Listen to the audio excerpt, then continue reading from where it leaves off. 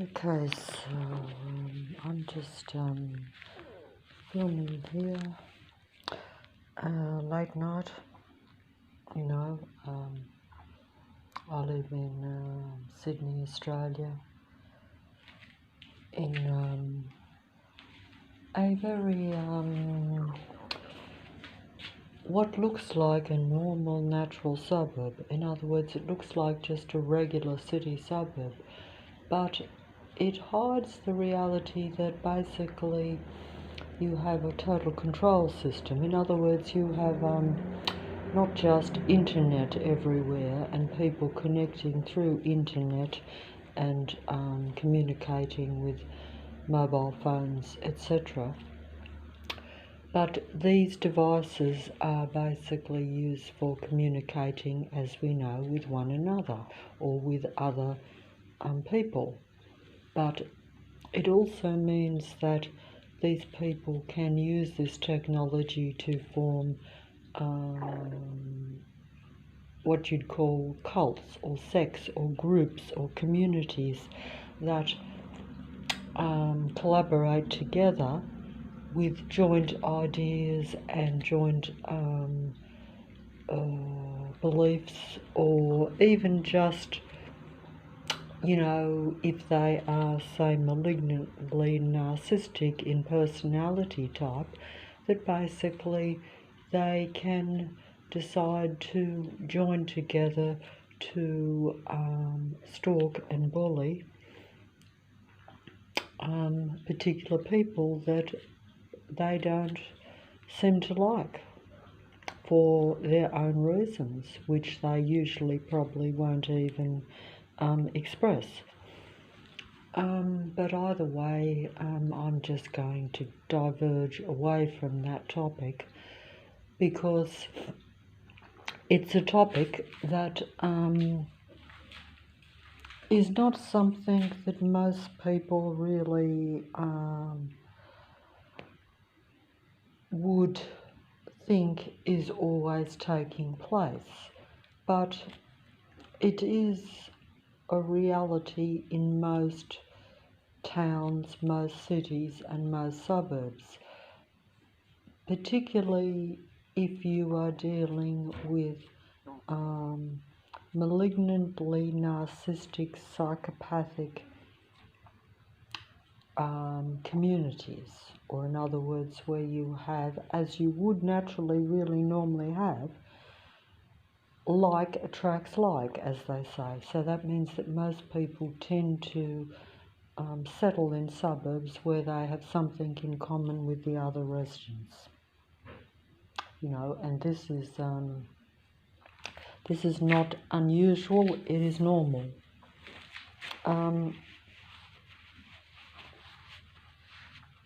My only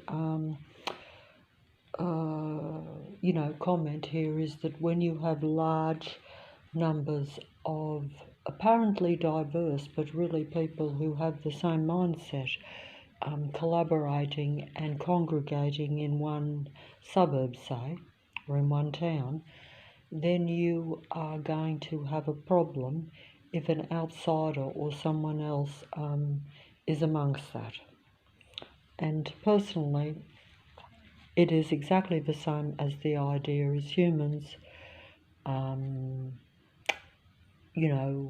mingling with artificial intelligence or technology, whether that be at a computer internet level, which is a personal computer internet level, or at a personal face-to-face in real life level. There's very little difference in a way, because when you're on the internet, you can supposedly interact with another real human being. But in reality, you're probably interacting with what they call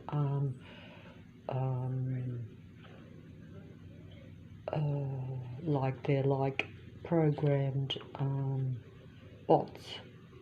But that just is not something that I'm familiar with. But at the same time, these bots can take human form. In other words, you can have, you could put a picture to a face, and you have then a talking bot.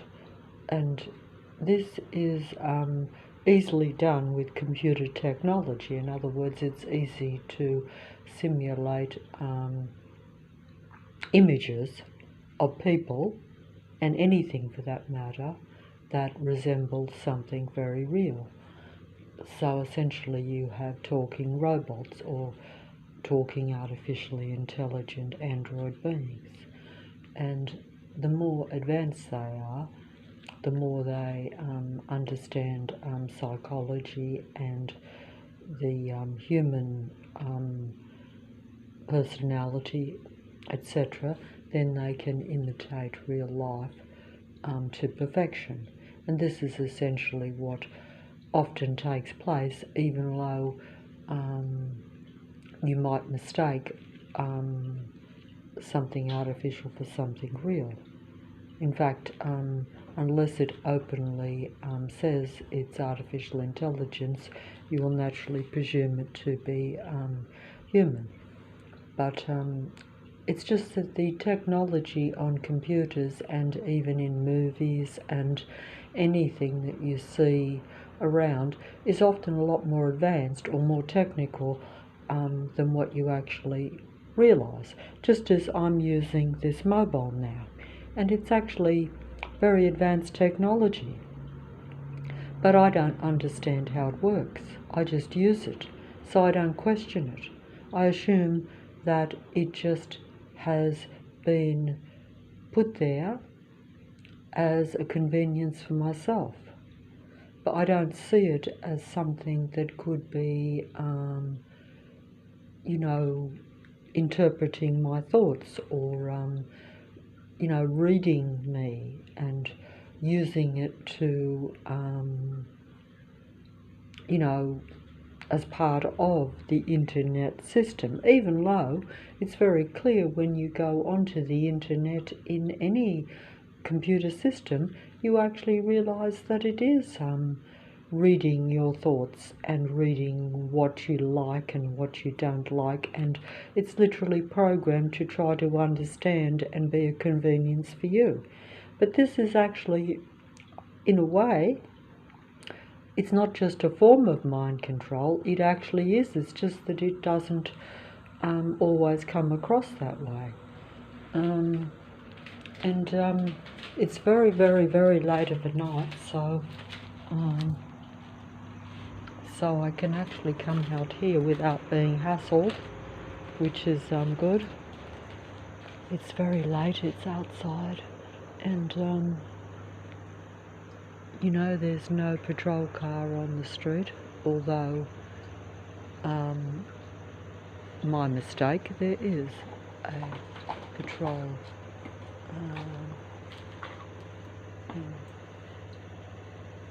You need something? You need help? You okay? I live here. Yeah, just I was wondering, you're just saying you need But you help. don't live here. Yeah? What are you doing? I'm living there. Oh, you live there, do you? Yeah. Oh, are you sure? Yeah, just Oh, I didn't know that. yeah. When did you move in? Oh, I stay here like Oh, it doesn't matter anyway. Never mind. You go on your way. Sorry. Yeah, just I was I'm just looking at the sky, Ah, seeing if it's going to rain, because it rains all the time. The weather is very unpredictable. Yeah. yeah, just Don't you find the planes very annoying going overhead? Really? Yes. Did you know that before you moved here? I don't think so. You'd have to be crazy otherwise, wouldn't you? Like They it's practically land on the roof, don't they? yeah, it's like very after first lockdown, it was very quiet because there's no plug. Oh yeah. But And then then- no one can go anywhere. But then that's right. They started like the flying very low, Yeah, and it used to be like higher. yeah. They flying, but No, now they used to be over there. There used to be, but that's long. That's before you would have been here if you're only maybe, new. yeah. Yeah, if you're only new. But they used to go over there. Otherwise, I wouldn't be living here if I'd known they were going to go over the roof. But they changed about 6-7 years ago they come over the roof, which I'm not sure why, but it you know, it's a bit hard to just get up and move, isn't it? You know, but it's very noisy. It actually and of course they're a lot more frequent now too. Yep. You know, they used to always be loud, but not as frequent. Whereas now they're going over, and they start at 5 in the morning, Yeah. go through till 11 at night, and you know. But 5 in the morning, I usually sleep, but I don't know. But like sometimes I know it's like very late time. They just flying. yeah, so it's ridiculous. It is. I don't know. No one seems to complain about it, but mind you, I suppose there's not a lot you can do about it, is there? You can't stop the planes from going over. But I wonder, as you say, why they go so low.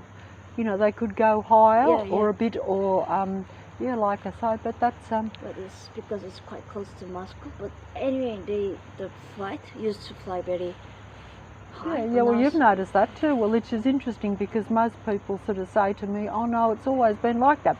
But I've lived here for a long time, so you know, it's you. When did you move in here? Oh, I've been here for years. I've been here for like Years. oh, Why I didn't know about that. 30 years or something. Here? Yeah. Here. Yeah. Where else? Yeah. Why I didn't know that?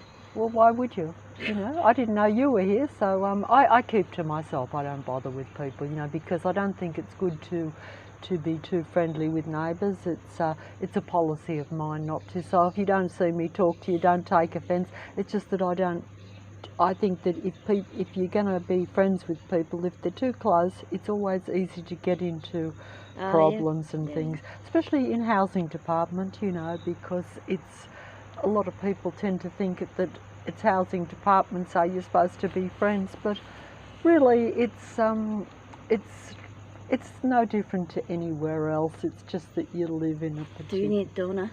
Do you know Donna? I used to know her, but she's not there now. Yeah, she moved up because the construction is going. Her backyard broke Yes, down. I knew her. You know, I didn't know her, but I said hello, and she was there for almost as long as me, maybe the same time. You know, so and then she left because of all that construction. How about that too? Is that quiet or what? Because her backyard broke down. It's kind of sink down. Yeah, that's So, right. yeah. Yeah, so she had to leave. Yeah. But how about that construction too? How noisy is that? Every morning. Every day. Yeah. And it's like that. I mean, like before that, they pulled the place down here. Oh, really? Well, just here. Yeah. But when they were building the new one, Yeah. just here, not there, but there. It's a few doors down, but it felt as though it was the same as here. Mm. But they don't mask the sound, do they? You know, they seem to. And also, I was told that it would only be a month, and now what is it now? A year and a half, you know, and still going. You know, it's just one noisy, loud area, and I don't like it at all. But you know, but then again, you know, what can you do? If you can't afford to live anywhere else, you're sort of stuck. But it used to be a quiet area. It used to be very quiet, a nice quiet street, and people didn't bother you.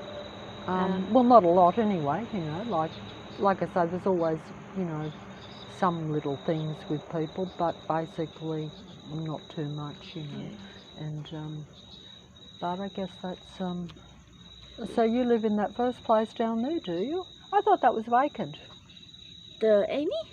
Amy already moved. I don't know all the people. I don't know all their names. Oh, I think, yeah. Oh, I thought she'd gone, that lady. She was here a long time ago, years and years ago. I Yeah. thought she'd gone. Yeah. Oh, okay.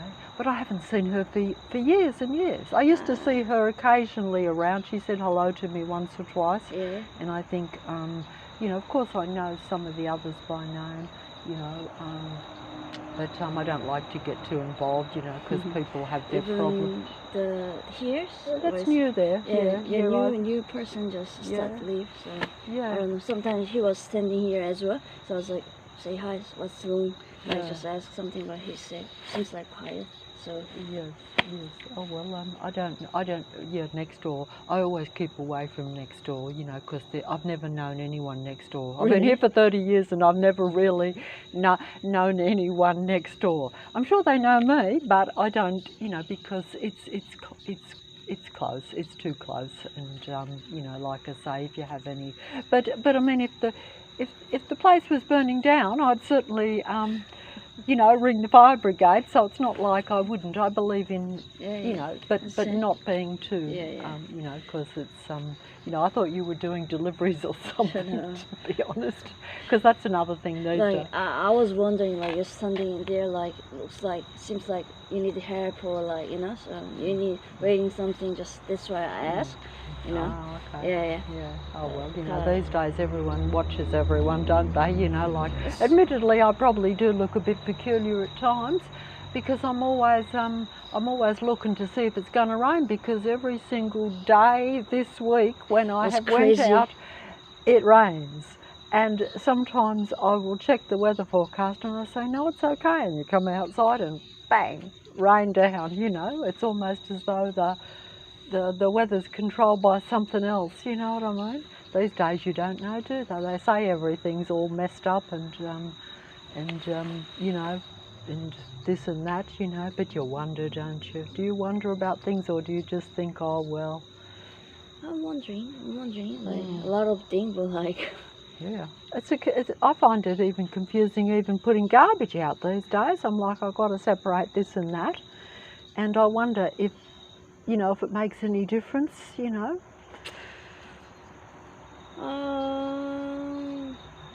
Not really, because it's Australia. They just chuck everything in the, you know. Yeah, well, you never know where it goes anyway, do you? You know, but it makes it complicated. I never know whether I'm putting the right stuff in, you know. Yes, I'm from Korea, so Korea's like very strict about the rule. We just even the plastic bottle, take up the beanie and then separate, and then this one separate, this one separate, this one separate. Reckon? Yeah, because Korea's land is quite tiny. Oh, I so see. we just... Oh, you come from Korea, do you? Yeah. Oh, okay. Well, I don't know much about the world. I barely know about my own city, you know, and like I say, it's a city that's changed a lot. So, but then again, the whole world's changed, doesn't it? You know, it's like that now. Everything becomes a lot more. Everyone's worried about everything, and yet nothing's going to. You know, that's always been the case, hasn't it? Since the beginning of time, everyone's worried. You always, but as they say, history repeats, doesn't it? You know, and they'll realise that. Well, you'll realise because you're a very young lady, whereas I'm a bit older. So basically, you'll probably live to where you'll see that some of the things you did maybe 30, because I can think back, I'm like, oh, you know, everything was different 30, 40 years ago, and now it's something else, and then it'll be something else, but nothing changes, does it really? You know, things only get worse in a way. Life is always the same. Sleep, eat. That's a very accurate description. Sleep, eat, and try to get through the day. It's poor hopes, isn't it? But it is. You're actually 100% right. Unfortunately. Yeah. I hope that your lot improves because you're younger, and like I say, it's. But there should be a bit more to life, shouldn't there? Really, than that. You know, in a way. And some people don't seem to mind that. Well, I've lived it too. I haven't minded it through my life. Sometimes when you get older, you actually realise, you say, what in the hell? Where did your life go? Didn't you have anything good in life, you know, or anything, you know, like, I mean, surely, you know, there's a little bit, I don't know, you know, but as you say, you just spend your life eating, sleeping, and that's it. You can't even do that now with the planes going over. You can't even eat or sleep in peace half the time. We're both laughing about that, but it's actually... This side's a lot better than here, because this side, they go right over my roof. In fact, that's why I come out, because sometimes I notice too, and also another thing I've noticed too, is that they go from really early, but I find it funny too that there's more planes too, because they were going over my roof here. They go right over my roof. Practically, when you're upstairs, if you decide to like have a little nap in the day, you know, like it's literally as though they're going to land on the roof. Yeah. Well, you know, I've got used to it, but I put stuff in my ears, but I can still hear it really loud. You know, you really need to have totally. See, that's the whole thing. Everyone else they get round, even like with the construction, you know, like they're building the Borden place, which is not a bad thing really, but I know not everyone around here wanted it, but I say, you know, doesn't hurt to bring a few more new people in, you know. It doesn't look anywhere much as nice or as what they were making out. It seems to, because I mean, like that building there next to it is just as big, whereas like they probably thought, oh, it'll overpower everything and look like a big unit, or you know, that. But really, that building there is no different, and it's no higher than this one here, so it's not that bad. It's not that bad really. But what I say is that I don't think the workmen, when they're doing all that loud work, they've got the big headphones on their ears, so they don't realise how incredibly loud it is for the people next door, and even, I'm sure you can even hear it probably even a bit further down. It's Yes, but exactly the backyard connected the boarding house. So in the morning, sometimes on my day off, because yeah, it's awful. It's really annoying noise too, isn't it? You know, like especially, I don't know what it is, but like when they're doing, and that's what I was told when it started. They said, oh, we'll only be making a real lot of noise for a few weeks or a month, when they were digging to go real deep. But actually, it's been every day.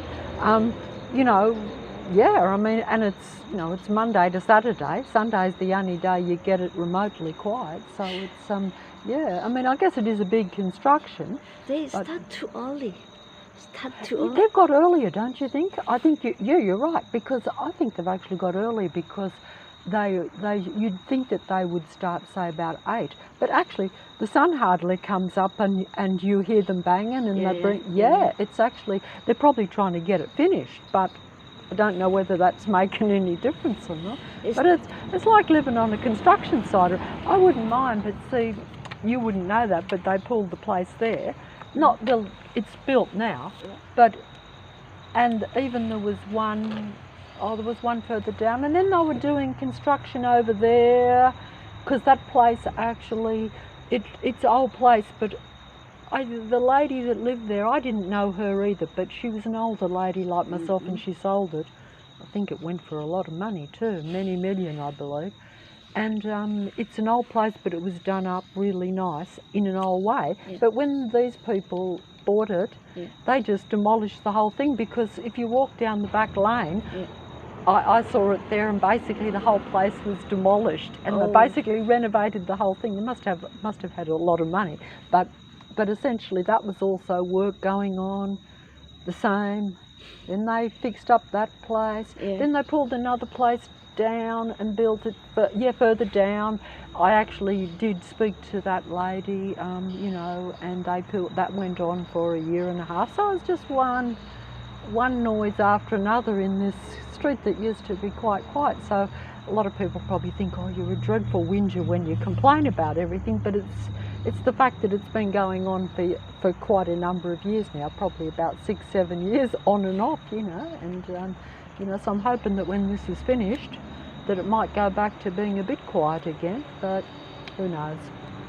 You know, around Leichhardt, you notice they do a lot of construction too, a lot of pulled a lot of things, quite a few big things.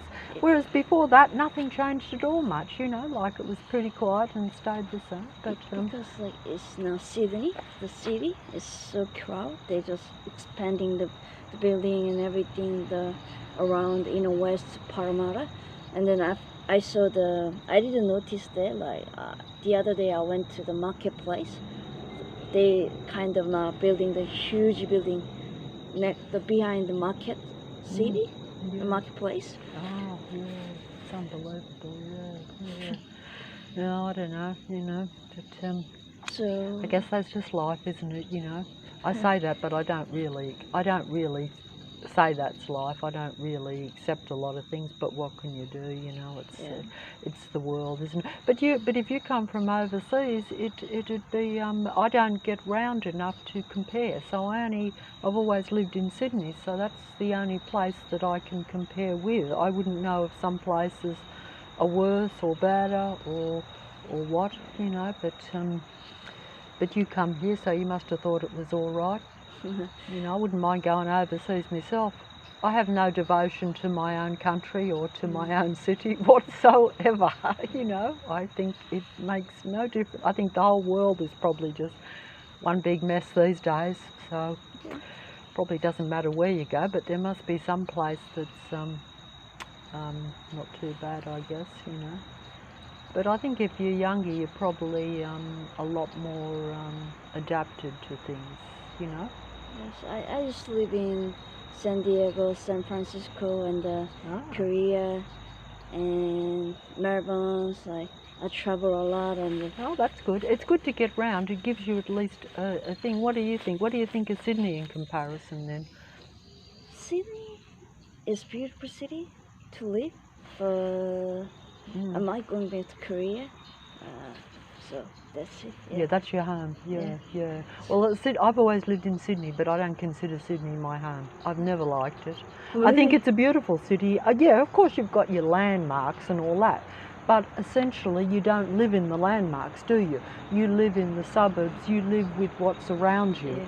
You live with the people. You live with, like I say, if they're always changing everything, if it's noisy, if it's a very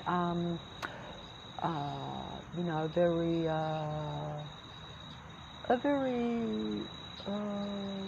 well, I think we live now in a world where everything is a lot more, people are a lot more suspicious. There's not a lot of trust now, I would say. I mean, I've always been very much to myself, but I still never mistrusted people. Whereas I think that's a bad thing, isn't it? You know, so you are sometimes better where you're with people that you can trust and where it's home. That's probably true. But it's good if you can get round and not worry about it. Because my parents there, and you know, my sister there. So. Yeah. Well, that's a family something too, isn't it? Yes. So you stay here by yourself, or? I am now. Yeah, I haven't always been on my own, but I am now. Well, I live here on my own, you know. Gradually over time, things change, and but of course I, you know, do have. I thought you stay with your son because I heard about. Oh well, they would know, wouldn't they? Because I was laughing about that because basically that's right. Everyone knows everyone. But no, yes, of course I did in the past. But things change, you know. That's pretty much the case, you know. But you know, I've known a few people round here on and off, but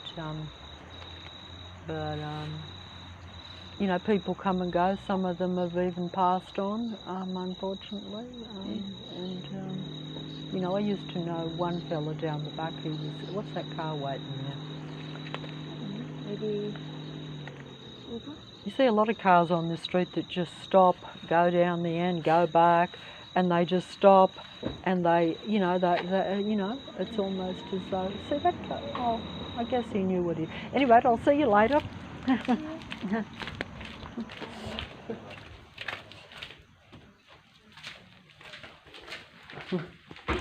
Coming in before more neighbours come. I didn't even know them, but she was a kind of interesting and more, you know, more, I would actually say that she was possibly not part of what I call the community kind of neighbourhood watch, but that's just another way of saying that people or particular types of people are always watching. See, that car pulled up and then the neighbour come to speak to her, so that's like where it's now like 1 o'clock in the morning, so that would be unusual, so that's patrolling. And it doesn't make even any logical sense. But what I'm saying is that, you know, all these things are like where it's about separating people, watching, and yet that looked like that conversation was normal, which I didn't plan. I was only going out to see if the planes were still going to, make their presence felt at such a late time. And I was actually just going to do this video here. But essentially that's like there's only 2 places down the back, and yet you have some that are passing through and that may actually be what I call normal human beings, only in the sense that they're not paranoid, they're not patrolling, they're not controlling, they're not watching, and they're not what we call malignant narcissistic personality types, which is a very unhuman personality type. It doesn't experience the human traits, not the positive human traits. And that's just an example of it. But, the car pulled up and someone gets out and is going to talk to that particular younger lady and then go down the back with her. So that's an example of watching a conversation, wanting to keep control of just an interaction, which I didn't personally want anyway. As you could see, I didn't want to interact with even that lady, because I thought she was, I actually just assumed that it was one of the stage delivery setup things, because you have deliveries, but you also have every service, most industries in the city tend to also be part of the internet, which is why everything is now connected to the mobile phones and the internet. So essentially they're used for that purpose, but they're also used as part of keeping control of humanity, observing humanity, watching, patrolling, and literally surveilling them and tracking them even, because we have all these systems in place. Everyone is tracked, everyone is watched, everyone is observed. But some people are actually microchipped as well. That simply means that they're observing you at a brain level. So there's advanced technology taking place in most cities, even though it looks like less advanced technology. So you have all these computer systems, some that you openly use and observe, and others that are part of that, but they're you're not aware that they're I'm not aware, for instance, that when I watch the screen, that basically that screen is analyzing my personality and all aspects of your humanity as well. You are consciously aware of it in many ways, because if you go to buy something, they show you that they will know what you're interested in, what you like, which is related to your personality, and then offer you a product that they think will interest you because they've watched and seen your tastes and your personality and what you're interested in. That's just the lower level of it. But actually, if you really think about it, it's advanced mind-reading technology. It's advanced artificially intelligent computer technology. Everything on the internet is actually advanced artificial intelligence. It tells you it's artificial intelligence, but you probably don't perceive it as particularly intrusive or advanced, even though it indirectly shows you that it actually is. It's studying you, it's reading your thoughts, it's trying to understand what you want so that it can deliver that to you, so that you will keep engaging with it, which is, the purpose of it, naturally. Everything is about, providing you with a service so that you'll continue using that service. But this is just hidden transhumanism, really, even though it doesn't always come across that you're actually interacting with artificial intelligence, which is another name for transhumanism. So everyone is really already participating in transhumanism. Some people, if you think that some people have implants and microchips in them, which is what they are already got in the process of bringing into common use anyway, because there's already the ability to put chips in the human body so that you can connect with the computer and have more access to more conveniences, I'm told. And this is already invented, and it's just a matter of time before human beings incorporate this openly into their body. But I would speculate that many have already had this tested on them, because, as you know, and we've been told this, there was human testing on random, unknown or unbeknownst to civilians, where they test just as they test on animals in laboratories. If they think that they have to find out if something will be effective or if it will be successful, they have to use segregated human beings or civilians that won't be aware of this, or where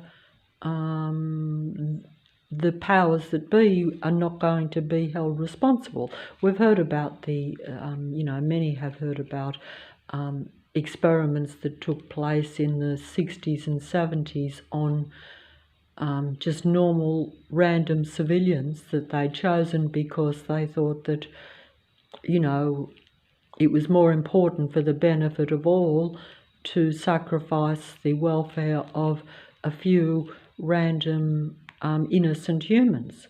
But that's all depends on your perspective, and if you are powerful people, you're probably going to hold to that view, I would imagine, and that's what happens and is happening to many people, and you might well be one of them. You may be aware of it, or you may not be aware of it. If you're aware of it, then naturally then you will be suppressed and patrolled and watched and tracked very closely, because, until all these things become worldwide accepted, naturally, you'd have to imagine that it has to be kept secret. Because while you're experimenting or something is in the process of being brought in, the whole picture or the whole truth never is shown. That's just to make sure that everything runs smoothly, I would think. It's like when they're bringing in some new pill that is supposed to help something, which it may or may not. It could also be part of just what is convenient for a society even. Sometimes some things are a benefit, but then they're later shown to have a detrimental effect or to long-term not be such a good idea. This is often the case, which was why I was discussing the elaborate garbage bin setup that we now have over the last few months even. And basically everything is about control.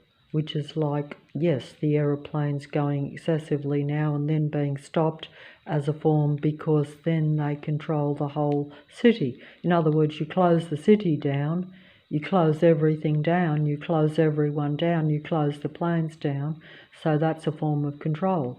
Then when you start the planes up again, you're controlling the frequency and vibration of the humans that go where the planes, affect your sound. Sound is a vibration, so basically, my sound, therefore my frequency and vibration at a scientific level is being affected.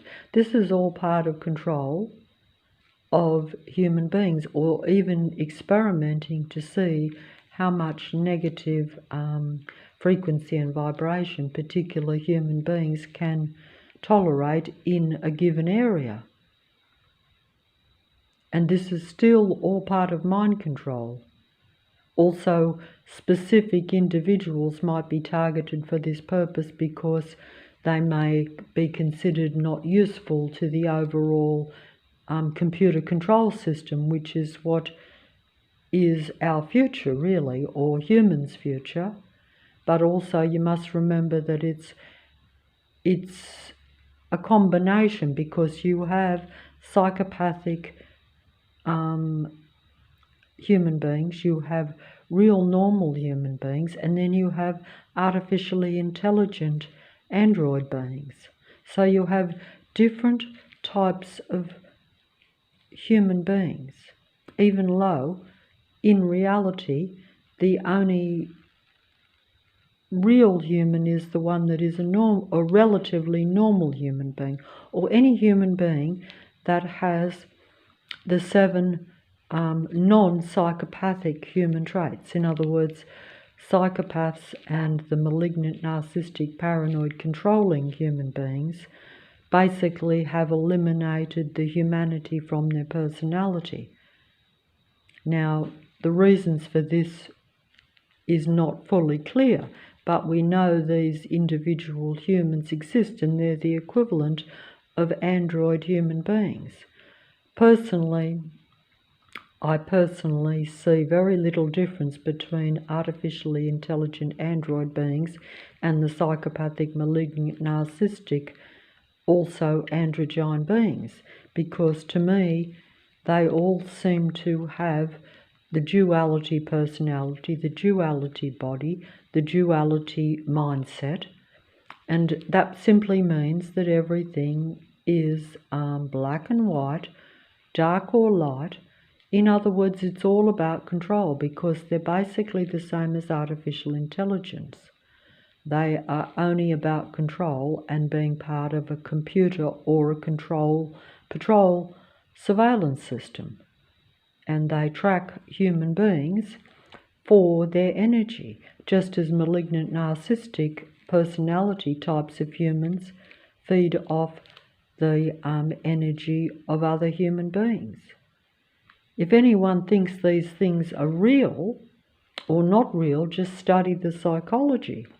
But either way, it matters not, because if you consider the reality that science tells me that everything is frequency, vibration, and energy. I'm repeating myself, but science tells me that everything is frequency, vibration, and energy. So therefore, all real humans have a frequency, vibration, and energy. Now, whether you give out positive or negative frequency and vibration will depend on your surroundings, because the human mind and the human emotions will be affected by the environment. And the environment, if you have like loud noises, very disruptive sounds, and a negative patrol system around you in a city, basically that affects your frequency and vibration. It was interesting that conversation that I just had, which I don't usually film or even converse, but like I say, it just happened. She came into my space and asked me you know, pretty much, are you okay, what are you doing? Because she obviously lived just down the back of the place here, which I was unaware of, because, like I say, they come and go, and I'm aware of some of the longer standing ones. You might know them by name because they've been here, as I've been here, as I pointed out, for 30 years now, so that's a long time. But essentially, you know, that was like, and even I have to be careful, in the sense that if you are surrounded by a patrol system of psychopathic, malignant, narcissistic community groups in a given city, in an area, and they make up what appears to be most of the population, when you have the random human being that might be amongst them or that's even passing through, it's very easy to mistake that patrolling, stalking mentality that you experience daily. You're not going to know when the random real person comes into your space that they're a real random human. This is what my point is that you won't be able to tell the difference between artificial and real. And you actually won't. That's why I am going to maybe leave this video, which I didn't intend to film a conversation with anyone around, but like I say, it just randomly happened when I went out to see if the planes were still going over my head before I was going to do a demigod music idol video. Because it's very late of a night now, it must be 2 o'clock in the morning, but essentially, even though I was not going to be allowed to, I continued that conversation on for a long time, only because I just thought it was an opportunity to bring about a dispute about showing that my complaints about the sound system around here, or the abusive, disruptive, negative frequency vibration of the workforce around here, is real. And that particular lady that I spoke to, she acknowledged that yes, they start making noise at, you know, very early in the morning and go through till practically sunset. And that's an acknowledgement of what I'm saying, because obviously I can't have a mobile, even though I believe that I am surveilled 24/7, so they know my every movement and everything I'm saying, which is why the random car pulled up and a random neighbour just gets out, and that's why I left, because that was like obvious patrolling, because it's like 1 o'clock in the morning, it's probably now closer to 2, and those same people all have cars, so why do they come in a patrol car and then just get out? That's surveillance, but I can't prove that. But is it coincidence or is it surveillance? When you encounter this every day of the year, it's like the noise, which was why I was getting corroboration there, acknowledgement that what I'm saying about the disruptive negative noise is real, and that the planes go over the roof, you know, from sun up, not till sundown, but till even very late of a night. You only have a few hours respite from basically negative frequency sounds all the time. And this is disruptive to the human psyche, the human mind. If it's deliberate, which I maintain nothing is random in this world or in a city, therefore it serves a dual purpose. You have activities that actually are constructive. So you have all these set up computer systems where you will get produce, where you will get services. but the services also are part of a total surveillance control system of what I call the remaining smaller number of real human beings. Because if you have a large population, or the majority being close to psychopathic, or at the very least in line with and in agreement with total surveillance, as is accepted in some parts of the world, I'm told. So these are not all made up things. It's just that before they bring something in completely and to where it's publicly, universally accepted, say in the city of Sydney where I am, they have the tracking and the surveillance covertly going on to where not everyone's aware of it before it is brought in and universally accepted. Just as, as that conversation went, and as we know, you can have control. There will always be a reason for control. There will always be a reason for surveillance. But whether that reason is really a benefit to you is for you to think about. Because everything will always, whenever there is suppression or excessive control or tracking and surveillance, there always has to be a legitimate purpose or legitimate reason given to that by the powers that bring these things in. You can't put up security cameras around anywhere without, a reason for that.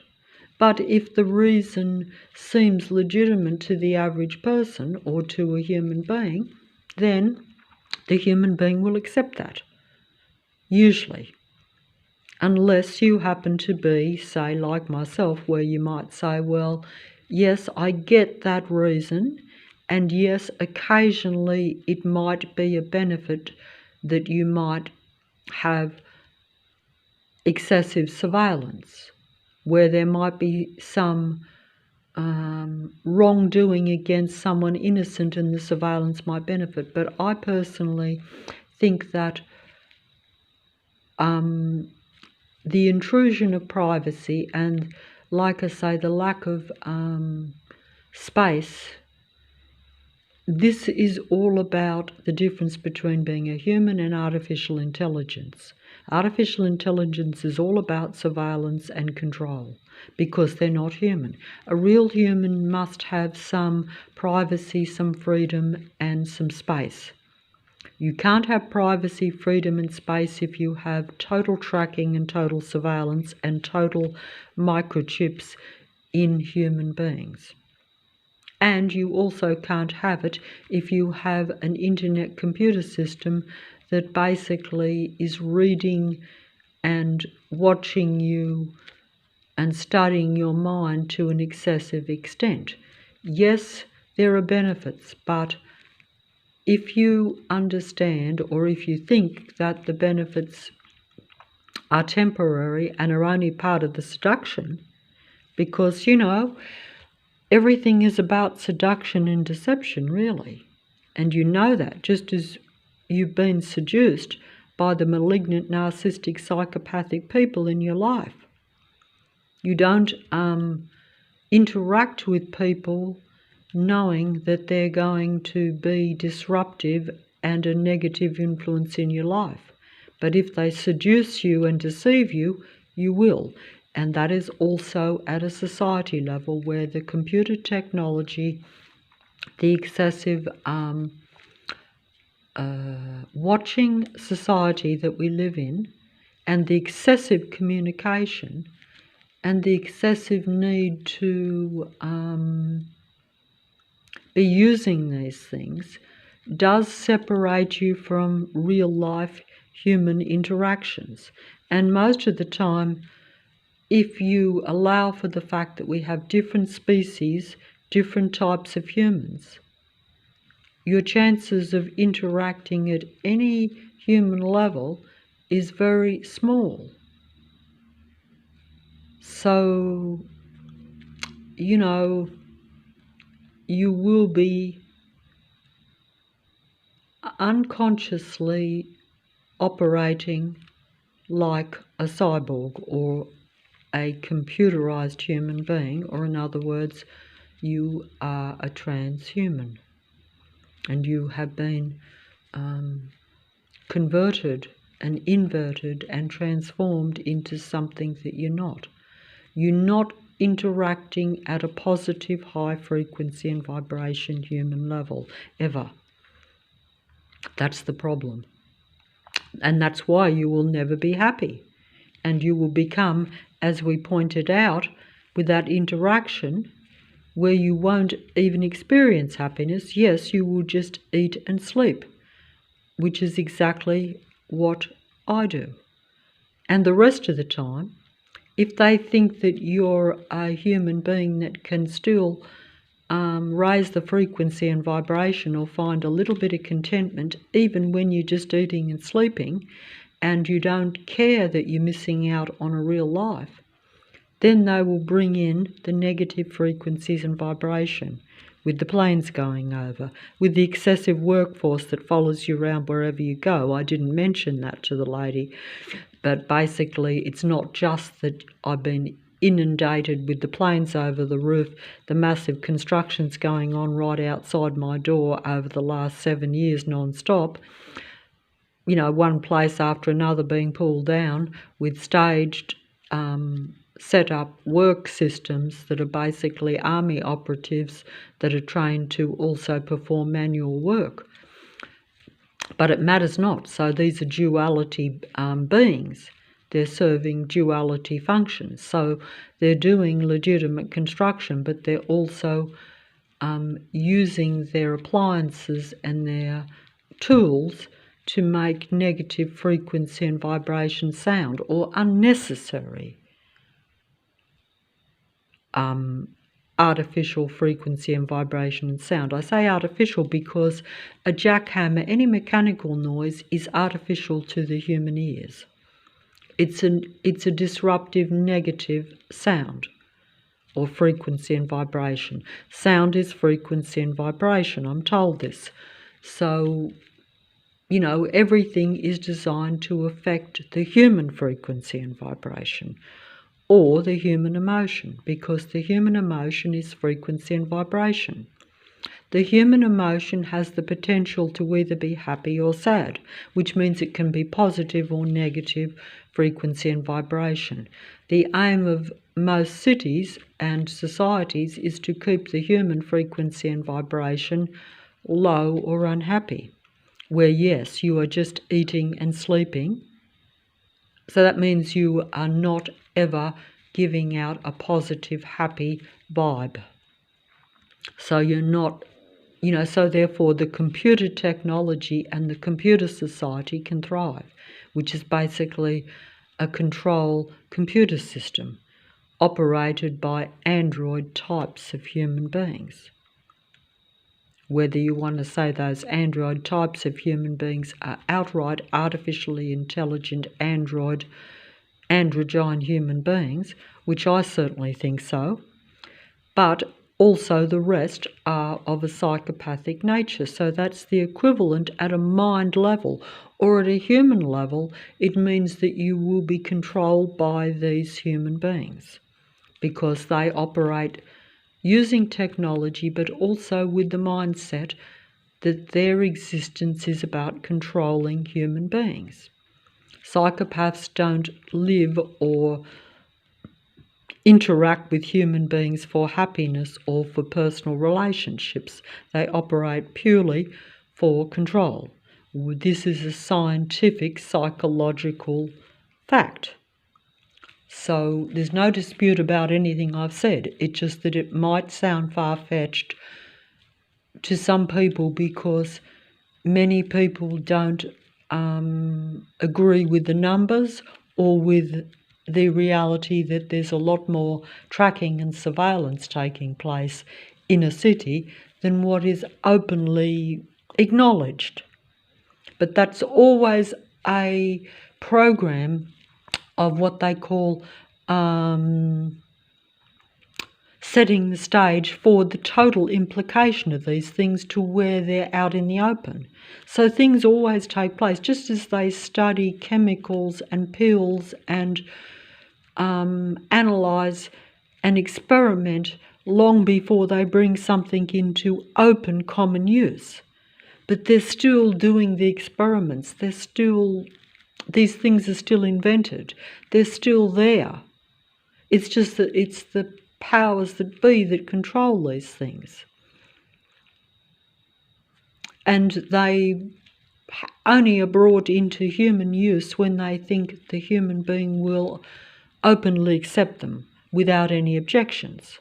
Where a human being thinks that a total control computer cyborg reality and transhumanism is a benefit, and to where they accept it as normal, which is like gradual conditioning. Everything is always brought in slowly so that human beings gradually are conditioned to accept it.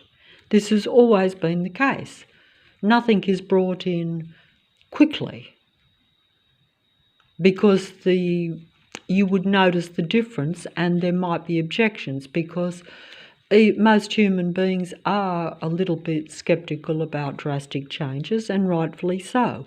But if things are gradually brought in to where you hardly notice it, you use more technology, you have more surveillance, you have more tracking, you have secret organisations. By that I mean, like, it's just simply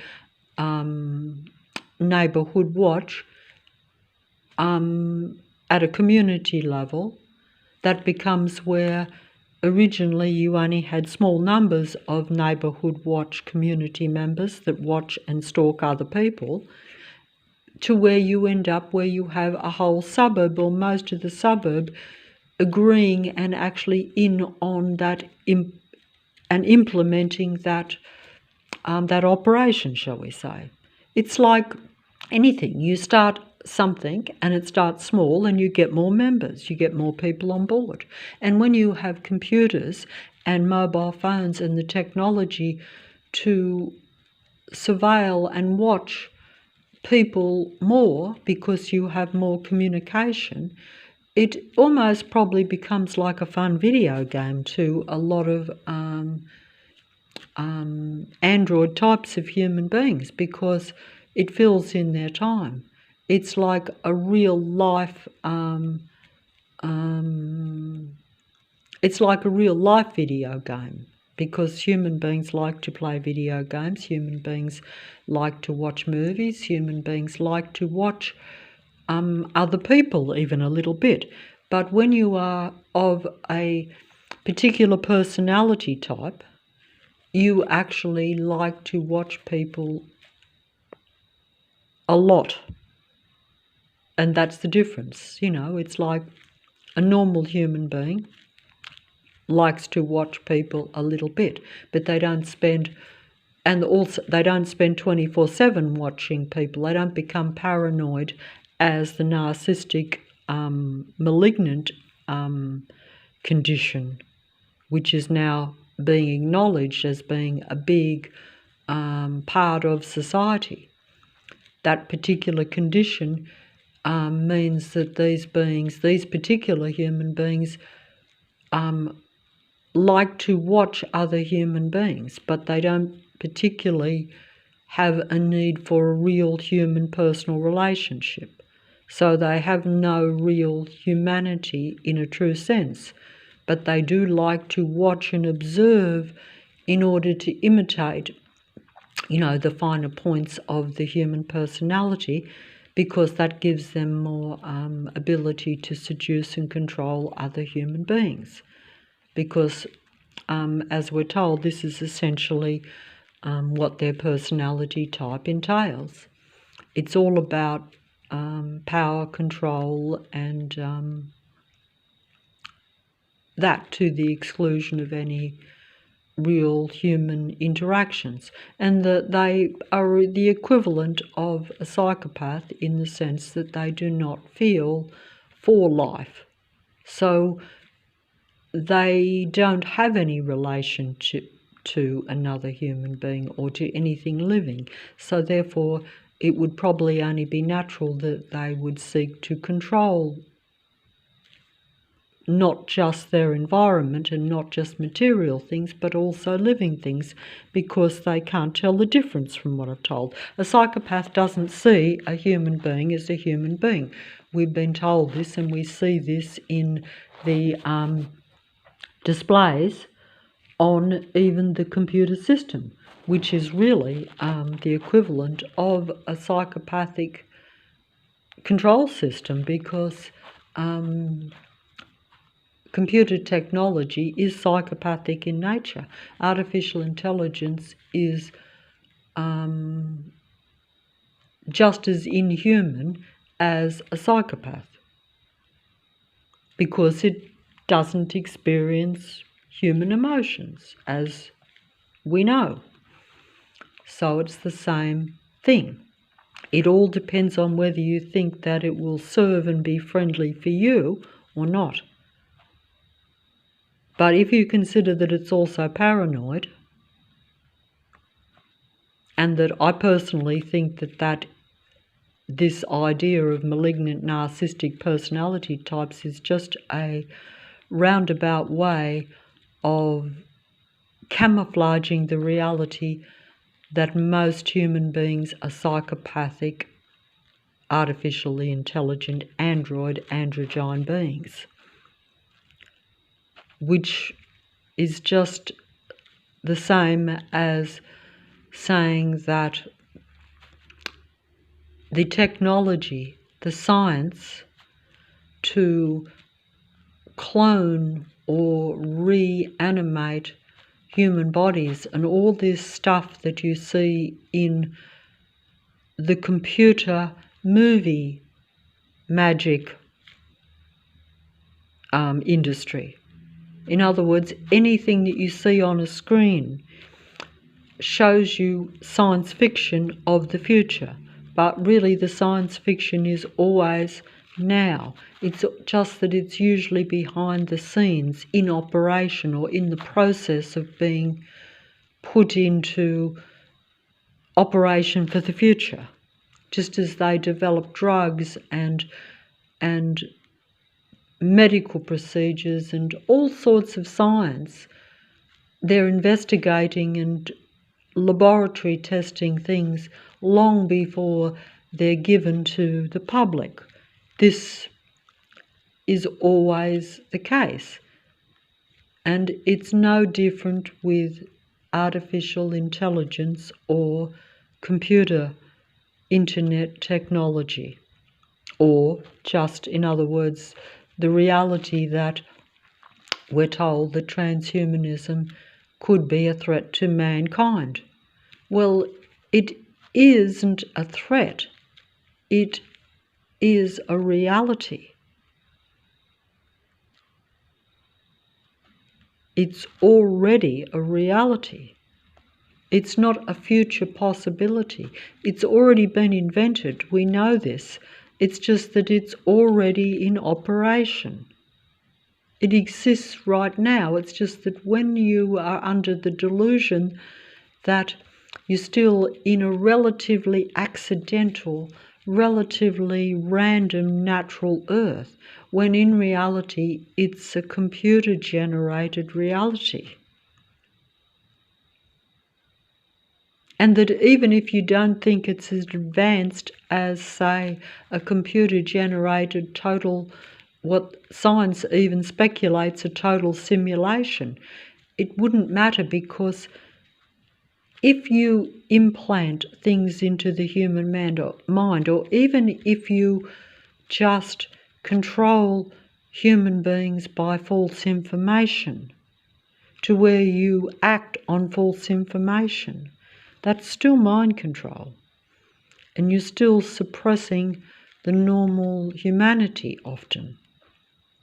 Just as that lady said You only eat and sleep. That's your existence, at best. That's at best. So, and what does that make you? If you only eat and sleep, and you probably don't even do that comfortably, you are nothing but the equivalent of a cyborg. You're not human anymore because you're not living. Human beings are meant to be at high frequency and vibration, I reckon. So basically, they're meant to live. They're meant to experience happiness of some sort. You're not meant to be unhappy and angry and frustrated and living a non-life. This earth is not a human earth anymore. And that's the reality. You know, whether you think it's total, not earth. In other words, whether you think, you know, like I tend to think, that there is a lot more mind control and a lot more surveillance and, you know, that it's a totally watched world and that it's all artificial, even though there is some, you know, humans amongst it. But it matters not. It matters not, because it just depends on how far you want to take what science tells you. In other words, what you're told and what you see on your screen, it just depends on how much you believe that to be real now or just a future possibility. But like I say, everything is always in the process of becoming a reality. But usually it's already happened before that process becomes a reality. It's just that you have to be conditioned. I have to become conditioned, just as I'm conditioned to accept, yes, just a limited life, just as you become conditioned to accept that you're not meant to be a high frequency, high vibrational human being. In other words, you're not meant to be like the original human, because I personally think that the original man and woman were the highest life form, whereas now I'm conditioned to believe that artificial intelligence will be the future and that human beings are a lot more limited. Like basically, they bring your mind down, they bring your body down to where you think that and believe that how you think and feel is true, because it is true for you. But that's not how you were really meant to be. You're meant to have a lot more abilities. You don't need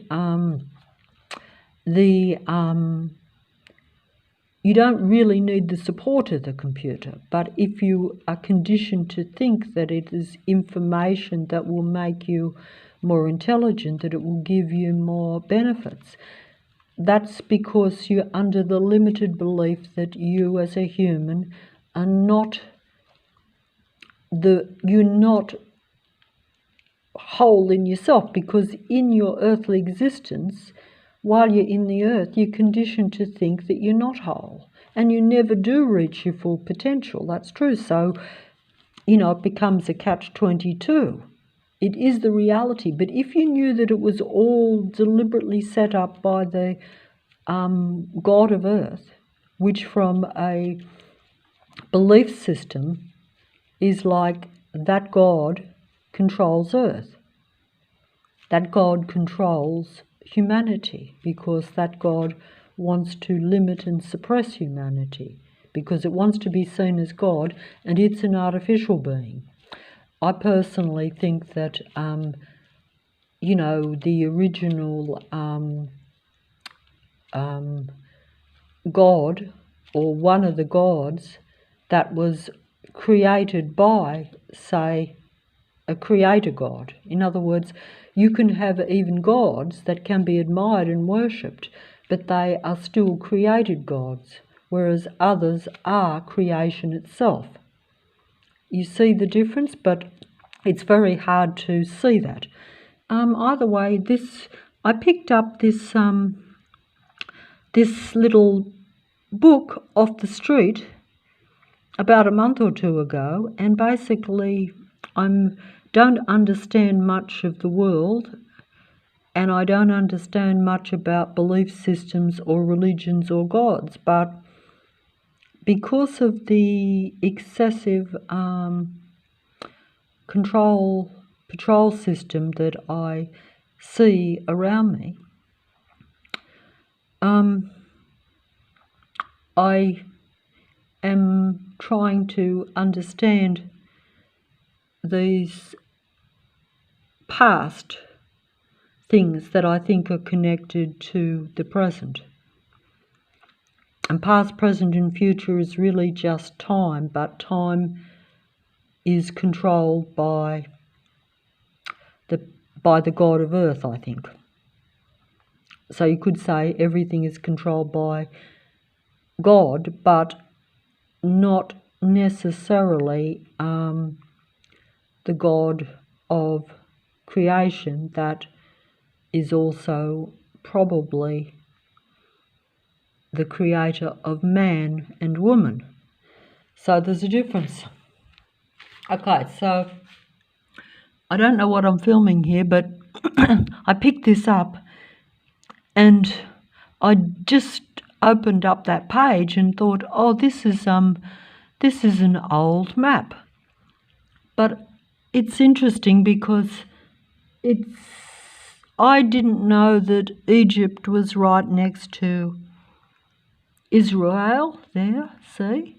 I don't know my world because basically I'm in a controlled suburb and in a controlled city where I'm not given access to the world. But the matrix may well follow some people around, even that can get round more. I personally think there's so much more mind control and manipulation of the human being that it's probably not something that you could even believe. But there's I can't see what I'm filming here, unfortunately, because the phone is reverse round, just as I think we live in a reverse world where dark is seen as light and etc. And I can't concentrate to actually make sense of this.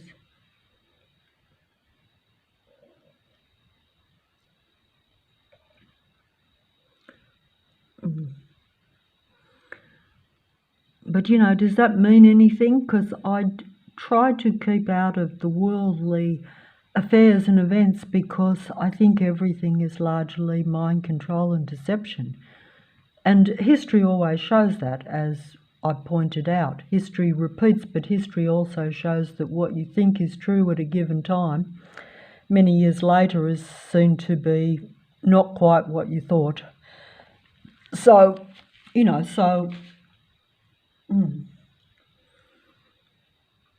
But it's interesting. The Great Sea, I guess, would the Great Sea be the River Nile? Because if that says Egypt, that must be what, is the famous River Nile, which most people have heard of. Even someone who's very unworldly has heard of, the River Nile in Egypt. But I didn't think that there was a River Jordan, but in old movies I've heard of the Sea of Galilee, in old religious movies. And of course I've heard of the Dead Sea Scrolls, but I don't have enough knowledge to speak on these things, so I will stay quiet until I get information, if I do, and that will just depend on, I think, and that is That's just a book that I picked up off the street.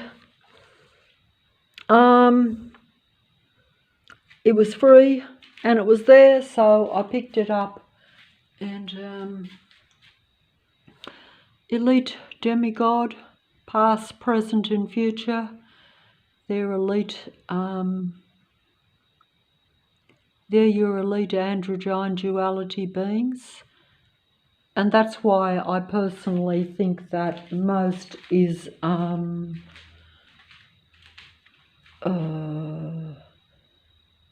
artificial. The reason I think that most is artificial is for that reason.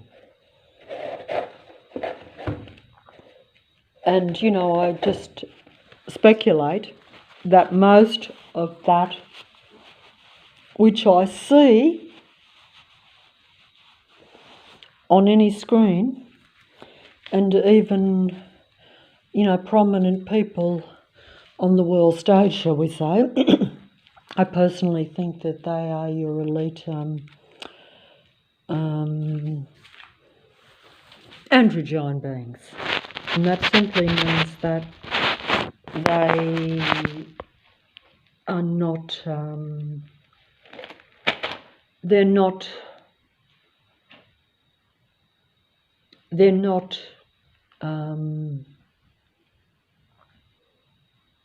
real natural born human beings. Now, in recent years, I have come to believe that, you know, there are two ways of looking at humanity. There may even be three, maybe more, but you're either a spiritual being in a physical human body, which may or may not be an authentic, natural man and woman body.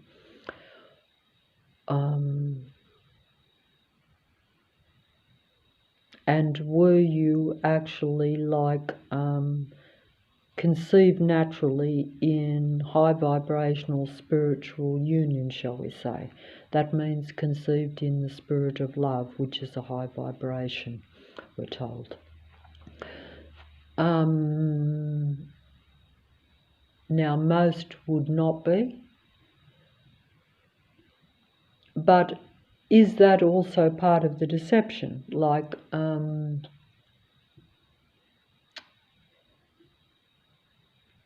or is the whole reality a deception? Like, are you really just a human being that is put into a false, artificial simulation of a natural earth reality where you have been put into this false simulation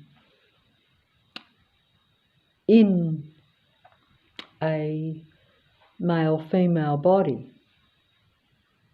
And is there a difference between the androgyne android beings and the man-woman human beings? I speculate that there is a difference, but the differences are not very visual. Also, it's mainly mental. In other words, it's the difference between a controlling psychopathic, artificially intelligent being, and they're just words that you have to use to describe the difference between a controlling being and that being which it seeks to control, which is not a controlling being, or shouldn't be. Obviously, human beings are so programmed and conditioned during their life that we become more like the controlling androids, or more like a psychopath. Even low, most will not be psychopathic, but you still can become not free and very controlling. It just depends on how much conditioning works, how much conditioning, how much the program gets to you, or in other words, how much your environment changes you. So there again, I'm just using the different ways you can look at it, or the different,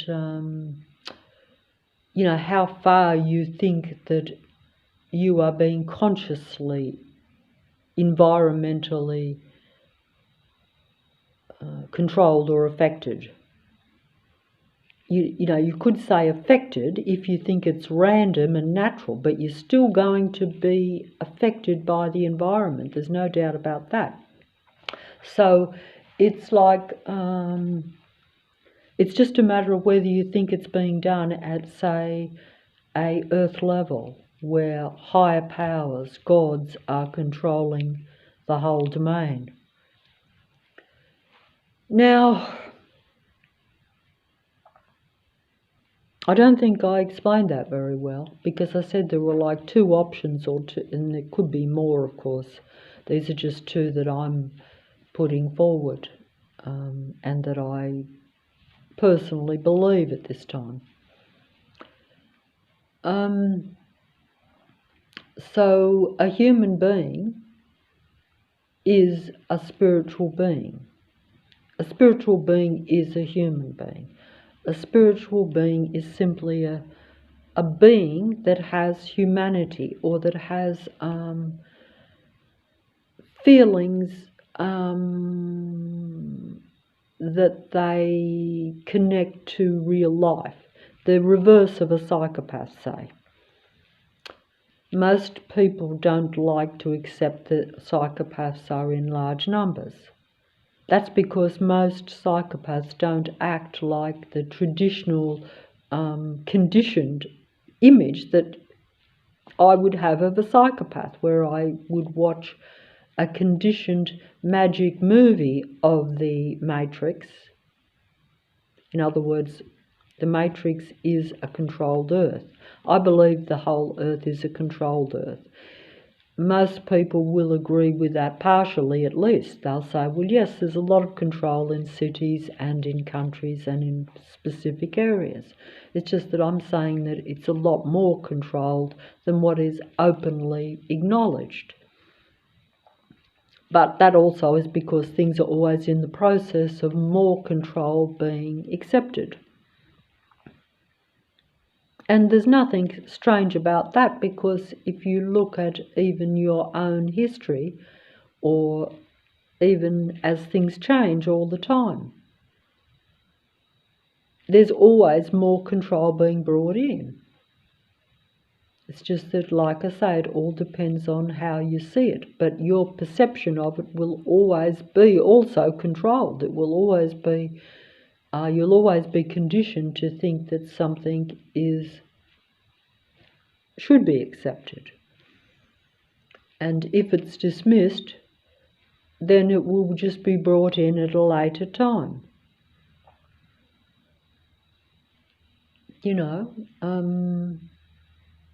Different advances in technology, different inventions even, always only come into use at the appropriate time, when human beings accept it.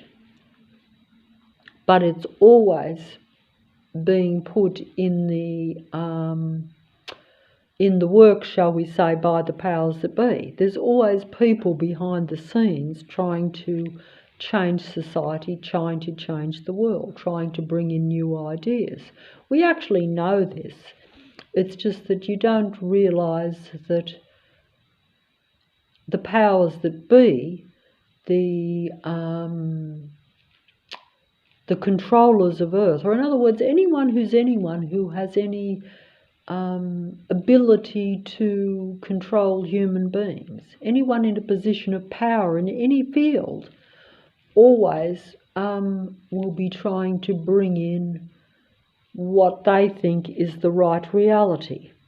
They'll always be pushing their own agendas, always be pushing their ideas, always trying to have power and influence over other human beings, one way or another. In fact, some of the fields where you get influenced are surprising, because you probably don't think that a music idol is very influential.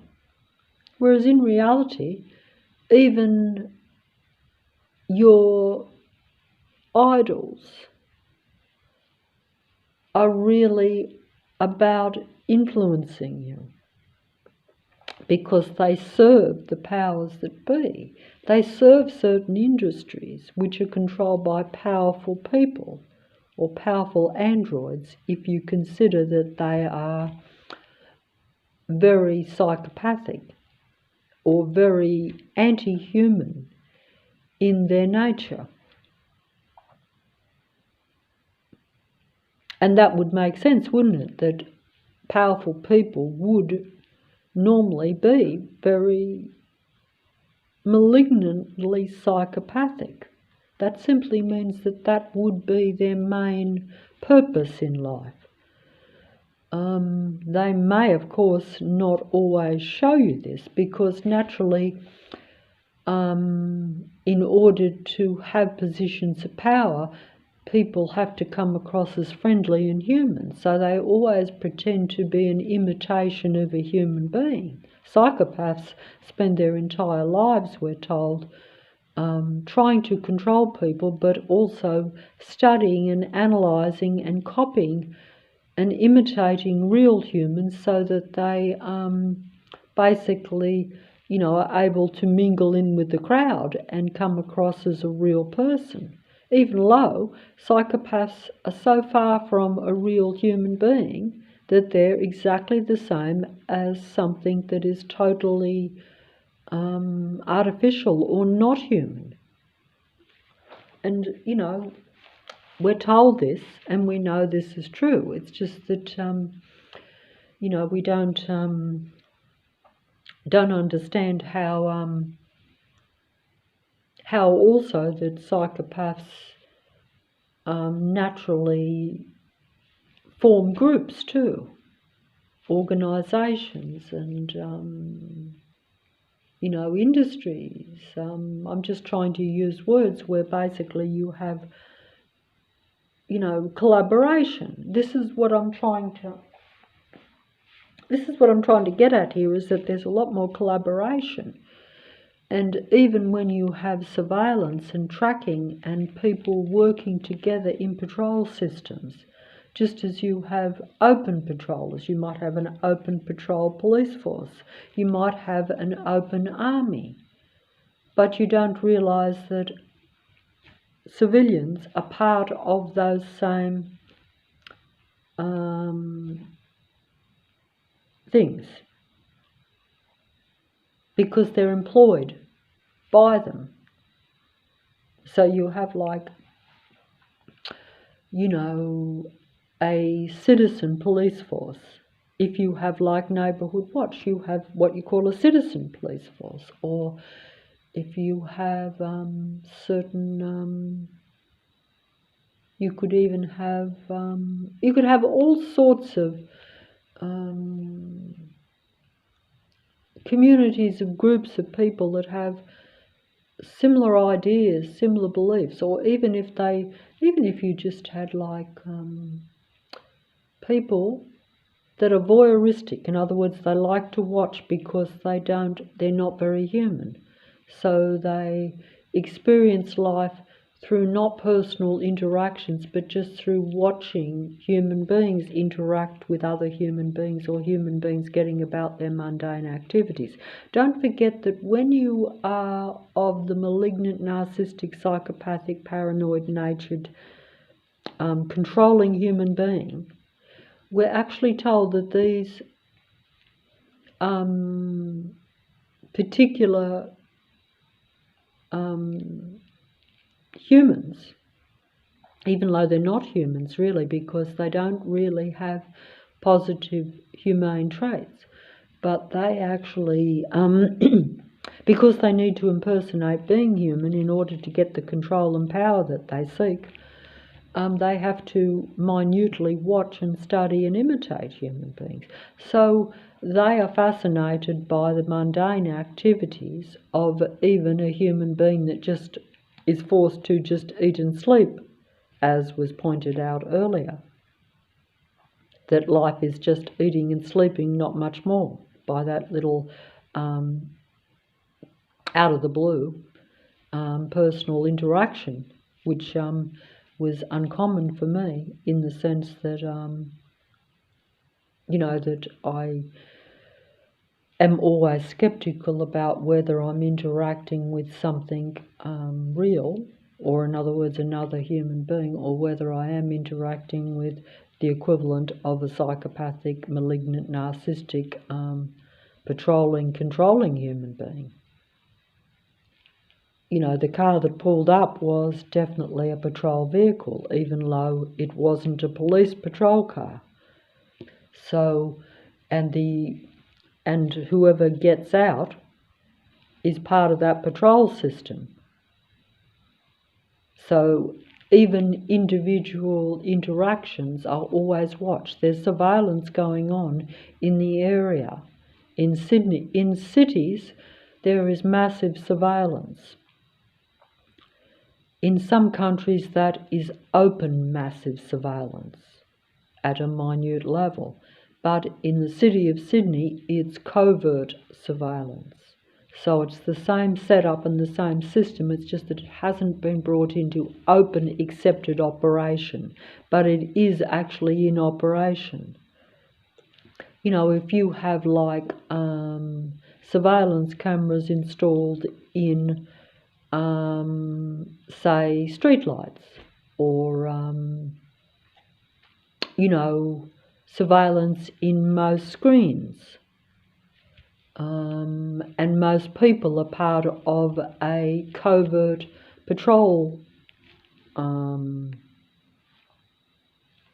community set-up system. In other words, where they basically agreed to stalk and patrol particular people. Like if they have information that some people are not desirable to be part of their cyborg future, or maybe if they just don't fit in, they're like a bit of a misfit from their standards. Because if you agree to a computer control system, and we actually have that anyway, there's nothing hidden about the reality that we have an internet control system. Because if you have to use a computer for your existence to survive, that's a computer control system. And we have that. It's just that because you think that you agree to it, you don't see it as control, even though you know that it does control your existence and that it's a necessary thing. Whether you think it's a necessary evil or a necessary thing is the question. That's really it. That's the question. Is it? Yeah, is it? So that's the question you have to ask. But even if you get whatever answer you get, it makes no difference because it's already in existence. So, I can ask the question, I can talk the talk, but in reality, all these things are now and they're already happened. So, in some respects, it matters not.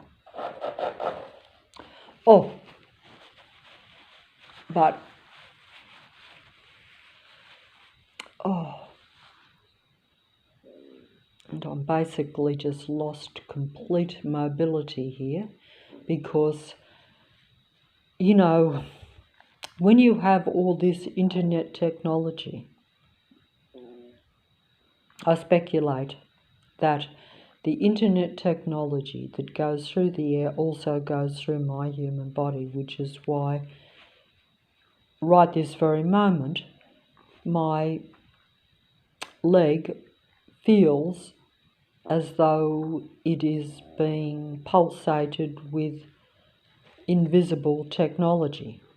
And that's because all technology is invisible. The internet is a technology that goes through the air. You can't see it.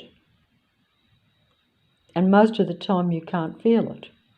But when they direct it, or when it's concentrated in, say, a given house, you can feel it in your body. And it actually can totally immobilize you, or it can create sensations and pain, etc., which you may not see as technology hitting your body. You might actually interpret it as some other sickness or illness that's internal, whereas I actually believe that it comes externally.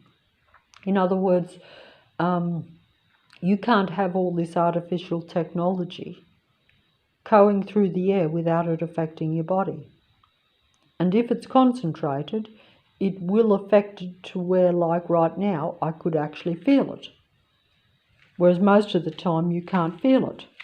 And if it's not concentrated in your particular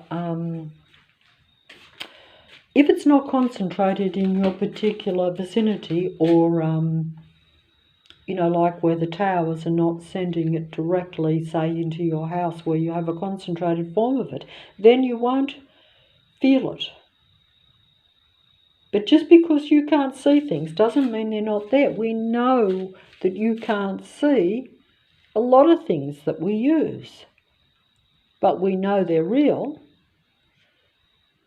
And it's the same with the basic thing, that everything is frequency, vibration, and energy. Scientifically fact, everything is frequency, vibration, and energy. But you can't see frequency, vibration. Sometimes you can hear it. Sometimes you can feel it, but most of the time it's invisible. Just as when you interact with another person, and if that person sends you negative energy, in other words, if that person makes you feel very uncomfortable, very angry, or if someone physically attacks you, it's exactly the same thing. Psychological attack is invisible, but it affects your mind, and then that affects your body, so you can become sick. That just depends on how resilient you are to negative psychological attacks. And it's the same with the human body. Some people will be more resilient to the internet technology or to artificial intelligence interactions, but also just the very frequencies that these computers give out. So it's the same with smoking and drinking and all the things that I put into my body. If I'm lucky, I'll be more resilient to things that are not compatible with my body. So it might take longer before I get ill, or before I have physical side effects. It's the same thing, but it's still all there. It's still all real, and we know this.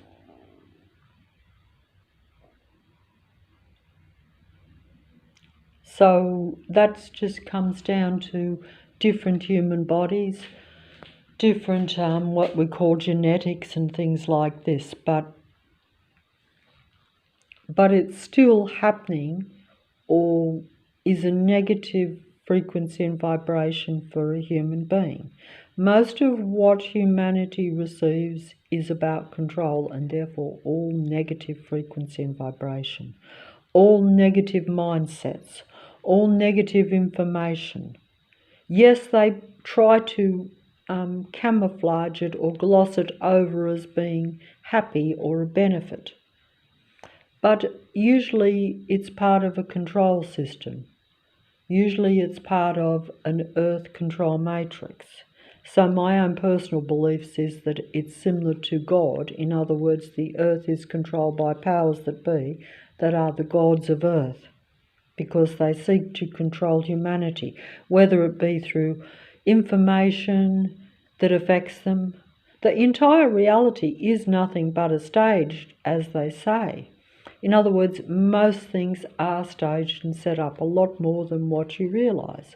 If you acknowledge that some societies and some places have total surveillance or are a massive watching, patrolling society and a restrictive society or a restrictive place, then just bear in mind that that's exactly what it really is.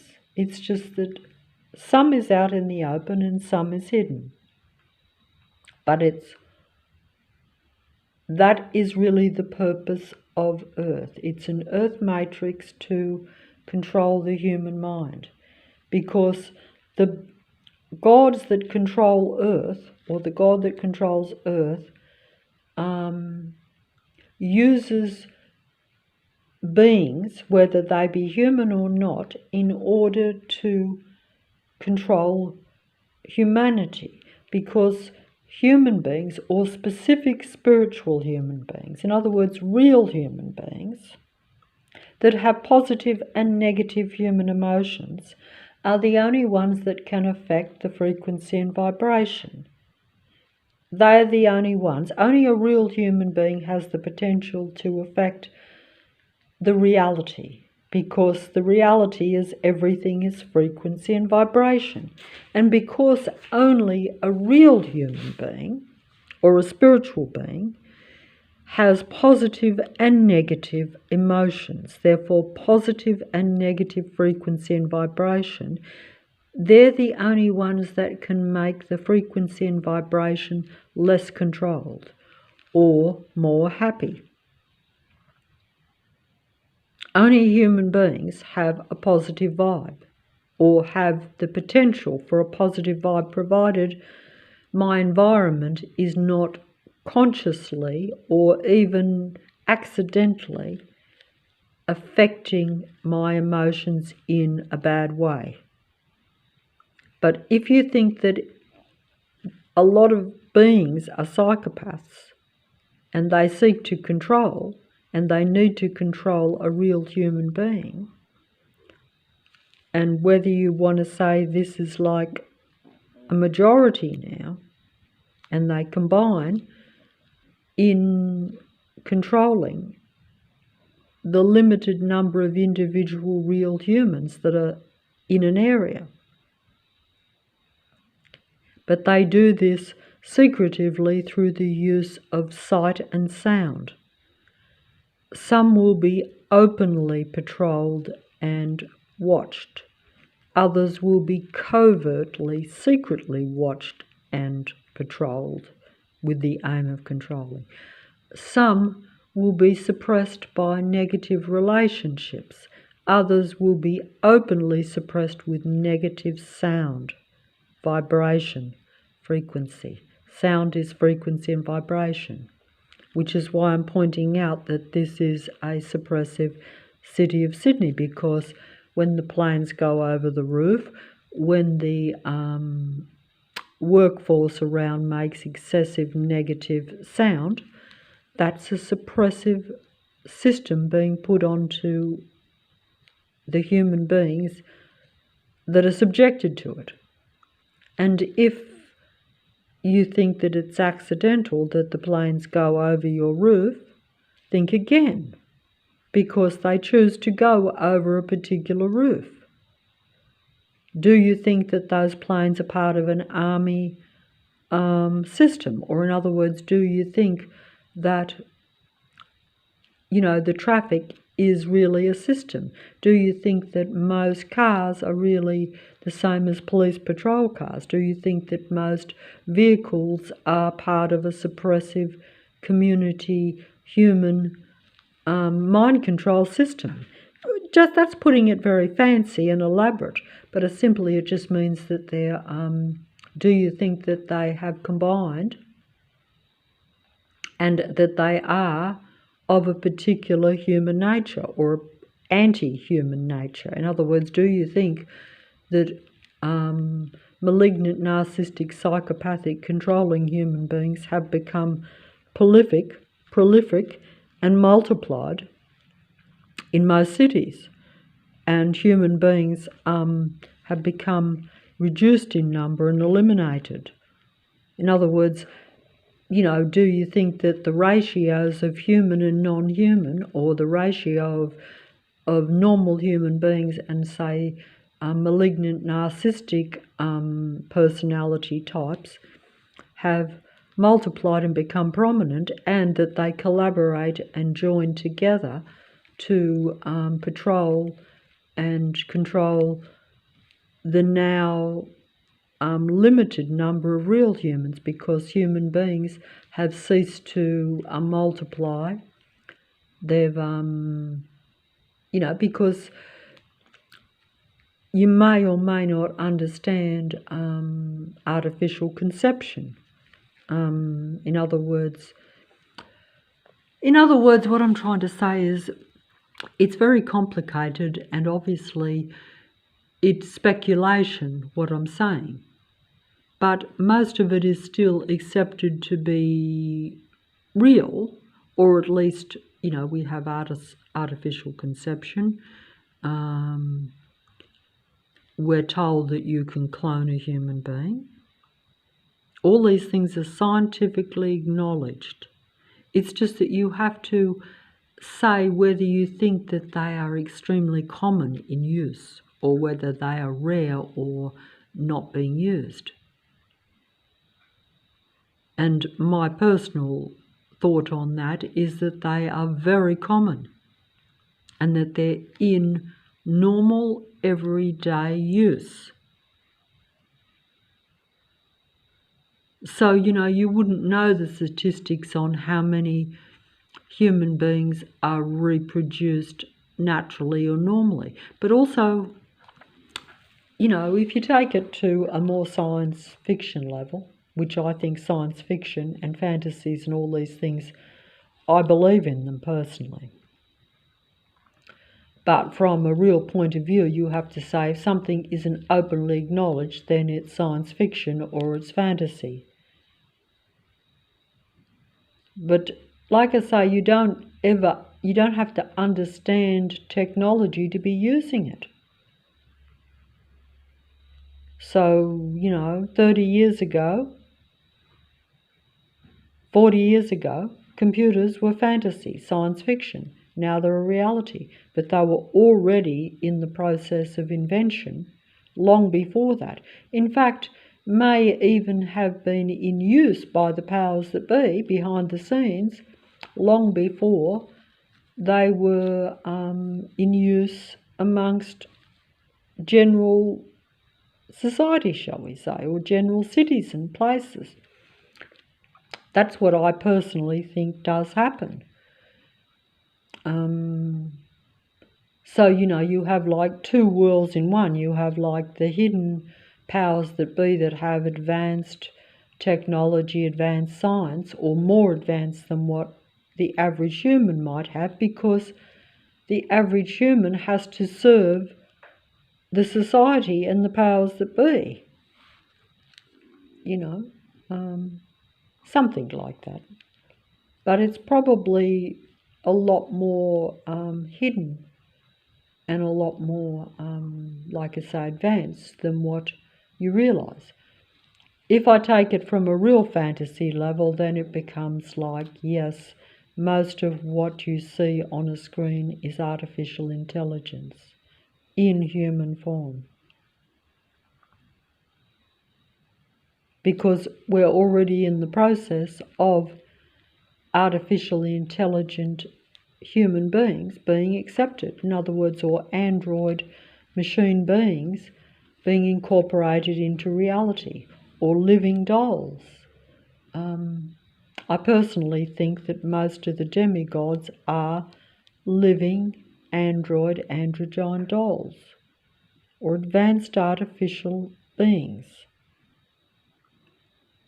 And the only reason I even assume that there are any real human beings, you know, in Earth, is because I think that those particular beings are what you encounter a lot of the time when you realise that you're dealing with secret psychopaths. And then when you see the secret psychopaths in large collaborative community numbers, in other words, where you know that they are combining with one another in a covert patrol system, which is exactly the same as like a more systemized, more programmed community watch system. Because, you know, we have community watch in the area where I am. It's just that it's a lot more, 100% surveillance. It's a lot more in operation at a quiet, hidden level than what it openly expresses itself to be.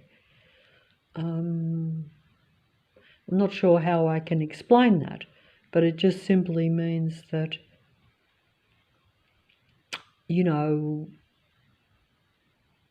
you have like people that have a stalker watcher mentality and no humanity. So they're essentially psychopaths in a human body, and they basically like to be part of those programs because that's their nature and that's all they can really do. Because if you don't have any potential for human emotions or any vibration or any happy vibe, because psychopaths can't experience happiness in any way, we're openly, scientifically, psychologically told this. They don't experience 7 human traits. I think those traits, if memory serves me, are happiness, joy, contentment, any sort of remorse or guilt about anything they do, and they also don't experience sadness. So they don't experience happiness or sadness. They tend to be I guess they must be very bland, and they basically just see everything as the same. So therefore they seek to control their surroundings, the environment, and that includes human beings, because they don't see human beings as human or as a living being. They see human beings as just part of the surroundings in the environment which they seek to control. So naturally they form stalking, patrolling communities. Naturally they form stalking, patrolling traffic systems. And the only reason you know this is because that traffic and those human beings stalk and make negative, aggressive sounds. Otherwise you wouldn't notice. And also they surround you. So they're controlling, they're patrolling, they're stalking, and they're basically controlling you through your senses by being negative towards you at a sound and sight level, by excessive bright lights, excessive blinking, flickering, mind-controlling, hypnotizing lights which disorientate you, by negative, aggressive sounds coming from the vehicles. Every vehicle on the road is no different to the negative sound of the jet going over the roof of this particular place. And I better fold up this video and stop the video because I'm exhausted here. And I think I've covered it, but I don't think I've got to the nitty-gritty or the bottom line point of the actual Earth matrix. Even though I've tried to show that essentially cities are nothing but a control system. Whether you want to take it from the traffic lights, the patrol vehicles, the the particular systems, the rules, the induced information or ideas that they incorporate into your daily life. And the only reason I've tried to bring that up with that start of the video where I was making or trying to just not make the point but bring up the discussion about, you know, is everything really a random natural idea or a random natural earth? Is even the idea of trying to preserve a natural earth merely part of a computer program? You see what I'm saying? So is it really all just a computer program about controlling the human mind? Because if I'm conditioned to think that I'm doing something good, if I'm conditioned to think that if I do particular actions, that it will benefit me and mankind and the natural earth, even though if it's controlled by psychopathic, malignant, narcissistic, artificially intelligent android beings, or even just if, say, some people have said psychopaths rule the world and they are the ones in position of power and they also control the areas of influence, whether it be from your demigod music idols, the false idols of the Matrix, is anyone that influences you, apart from probably a true creator God, assuming you believe that.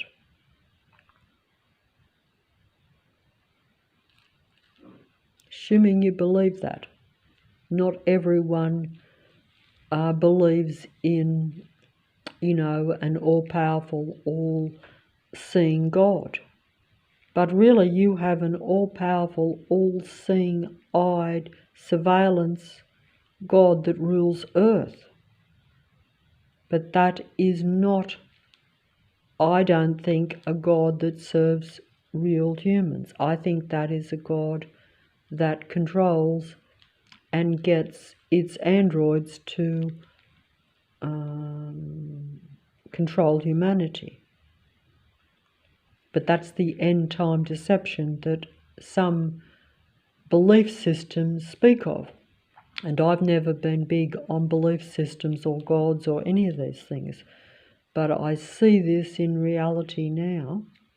So I've experienced the dark side of, I was about to say humanity, but it's not the dark side of humanity, it's the dark side of non-humanity, of a android species that controls Earth, or advanced artificial intelligence. Now, whether you just think that it's just the computer system, which we know is advanced artificial intelligence, but whether you think that the android demigods of Earth, or the power players of Earth, or anyone who's anyone on the world stage, is also an android, androgyne artificial being, that's open for debate. Not for me personally, but for anyone that doesn't want to kind of separate human beings into different species.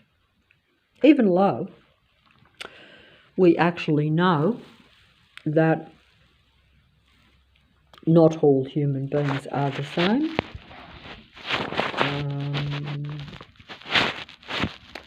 Some human beings have blonde hair, some have black hair.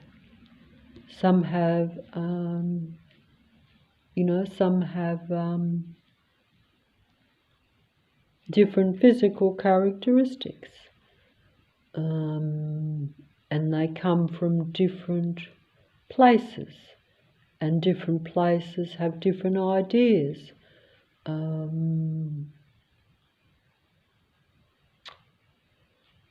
All these things are differences,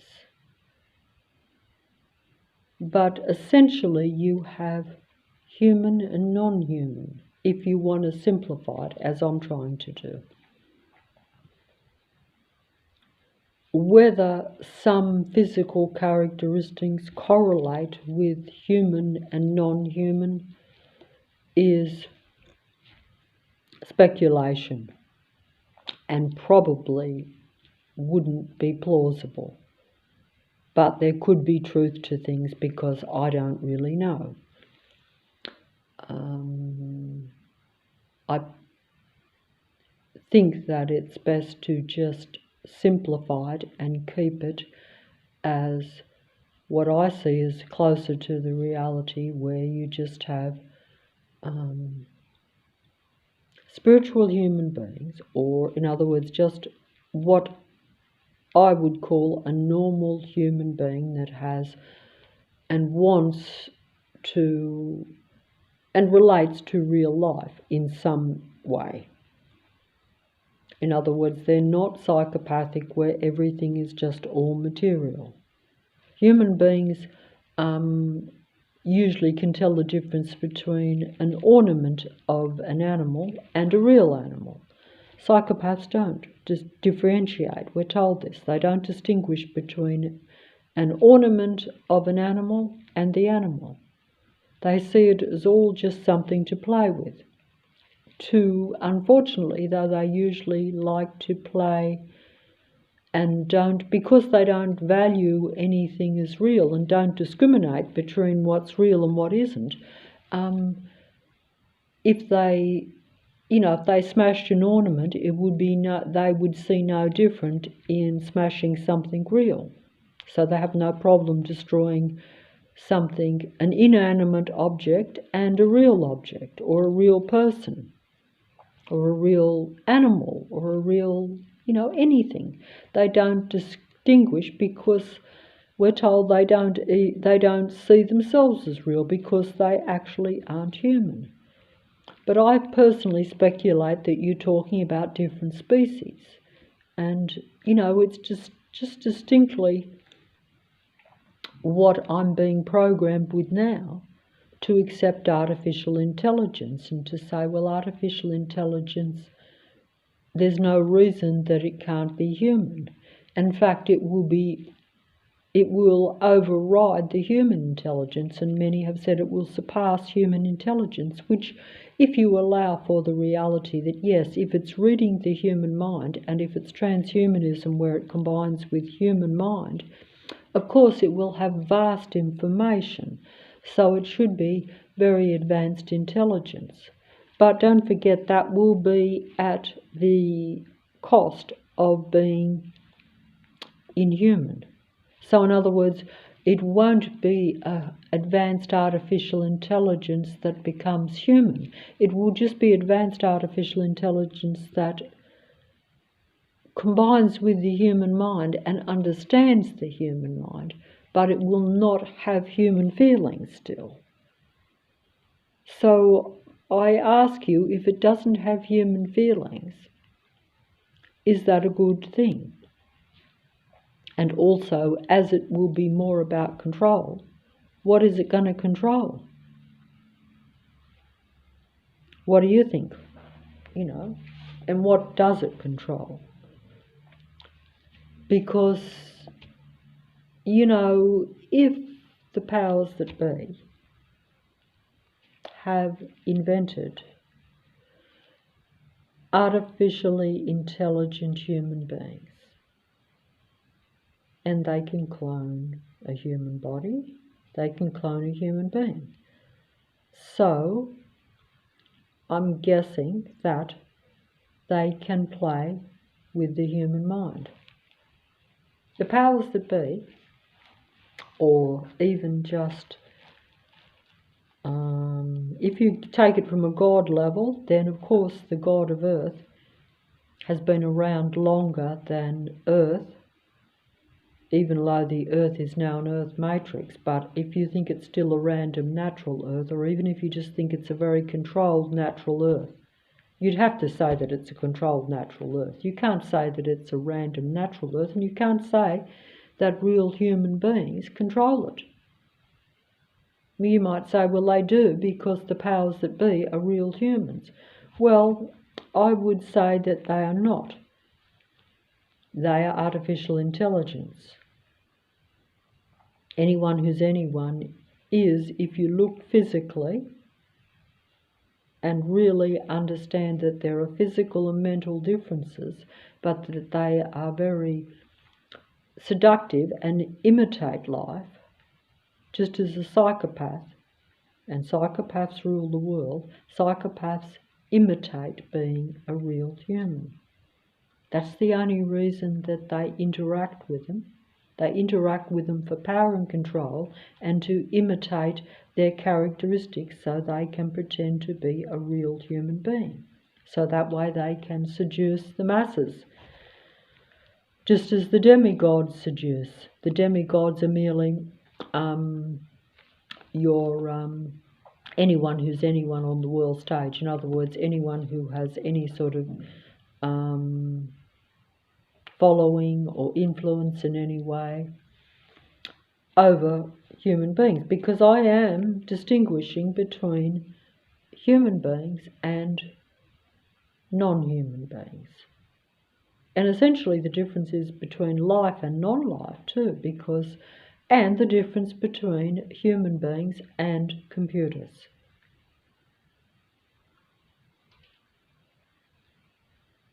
An android is simply a computerized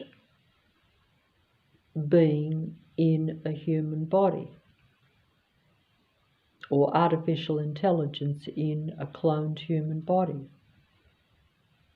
That's putting it at a physical, scientific level, okay?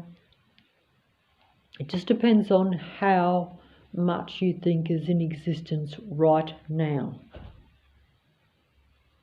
But it's all possible, and it is openly acknowledged to be possible. Everything I have said is not untrue. It just depends on whether you think it's in full operation and it is the earth right now. And also you have to, I think about what it is to be human and what it is to be spiritual human. That just simply means to know what you really are, where you really come from, and what you are part of, and what created you, or if you are part of creation, or if you are part of technology. That's how I differentiate it. I put it simply that way. I think the Earth God and the power, or the powers that be that control Earth, are all about technology and artificial intelligence, and they are not real life, and they don't really operate in conjunction with real life for real life's benefit, because they understand that they have to take from real life in order to survive. All this comes down to, all this information, you have to combine it. It's a bit like saying malignant narcissists, which are a personality type which are now becoming well known, and many people realise that there are more of these personality types in their own reality than what they would have speculated or thought was possible. In fact, in the past, you wouldn't have even known that there were these personality types. But really, what the deception is, I think, is that they're a personality type, but they're actually a totally different human being. And essentially, they're not human. Just as psychopaths are not really human, malignant narcissistic beings are not human. All those kind of personality disorders, which we're told are disorders, they are disorders, and they are part of the iniquity of the God that rules Earth, or the powers that be that control Earth. And they're also part of the whole reality, because the demigods, anyone who's anyone, whether they be your music idols, your music icons, your movie false idols, they're all actors in the sense that they are not human.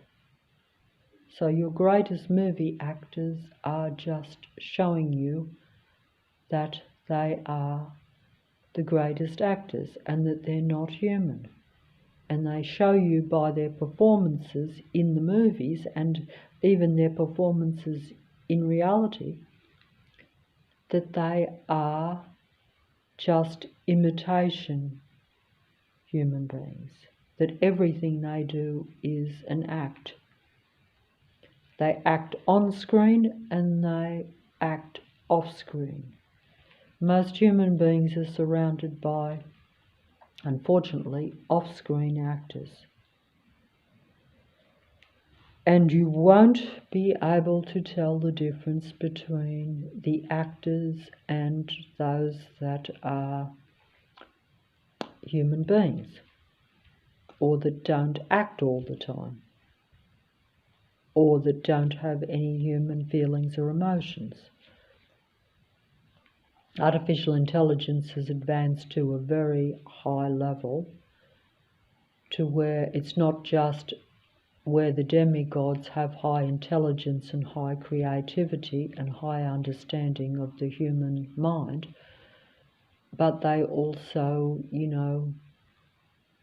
are the greatest imitators of life. So they imitate being the best human beings. But they also imitate being what is most human. And they make up stories and histories and in fact, it's no different to what we're told, that psychopaths basically lie. They lie all the time. They never tell the truth. They twist the truth. They make up anything and they believe their own lies, and they believe that whatever they want to be the reality should be the reality and should be accepted by humanity. So the whole earth is a bit like that, to where you have information and you have to say, do I believe that information? Do I know it's true? But if you understand that the God of earth, Lucifer, is the master of all lies, the God of earth, known as the being of light, Lucifer, was master of all lies. So that means that most of what is earth is a lie. And if you think that it's a simulation in an earth matrix, then everything is a lie almost, or not true. A lie is simply where you say something or you present information that you know is not the truth. Or even if you are delusional and you believe your own lie, but it's still not the reality. You're giving false information to people, hoping that they'll believe it, and maybe even knowing that they will, because if you're only given information which is false, so you're living in a fantasy world, really. I know I sound as though I'm talking fantasy and fantastical here, and I've always said I believe in fantasies and fairy tales, but the whole earth is really nothing but one big fairy tale and fantasy. Some of it comes to light eventually, but then you are still living in that controlled fantasy fairy tale earth, because if you have the powers that be, or the God of earth, which is not the God of humanity, because humanity doesn't belong in a controlled earth matrix. If you think it does, well then you believe in transhumanism and you believe in technology combining with the human mind, and you think that it is okay to have a cyborg type reality. Even though you might say, well, it's okay to have the internet going through the natural trees. How does that make sense? The only way that this earth could survive if the internet was going through the natural trees would be that everything would be dying. So I personally think that everything has to be artificial. Otherwise it would have perished, and probably the original natural earth probably was destroyed. But whichever way you look at it, if you're a real human being, that's why you get sick and you're ill, because you're in a technical environment masquerading as a natural, healthy, real earth. There's no reason human beings should get sick and die if they were in a natural, real world, I wouldn't think. Also, if you had the right information or the right science, or just understood the reality. You know, I can't stop technology from hitting my body. I can't stop it going through the air and affecting my mind, but also affecting my body. You know, you're struggling at even a physical level to just survive and to try to keep your body going. Because you can talk about spirituality and the mind and gods and earth and science and all the rest of it, but essentially you live in a physical reality in a physical body. So even though it is really all about controlling the human mind, I think, which is why we have computers and transhumanism and artificial intelligence and, you know, essentially a technical computer system, internet, that covers the earth, or at least most people are communicating and sitting in amongst it, aren't we? But, you know, I personally believe that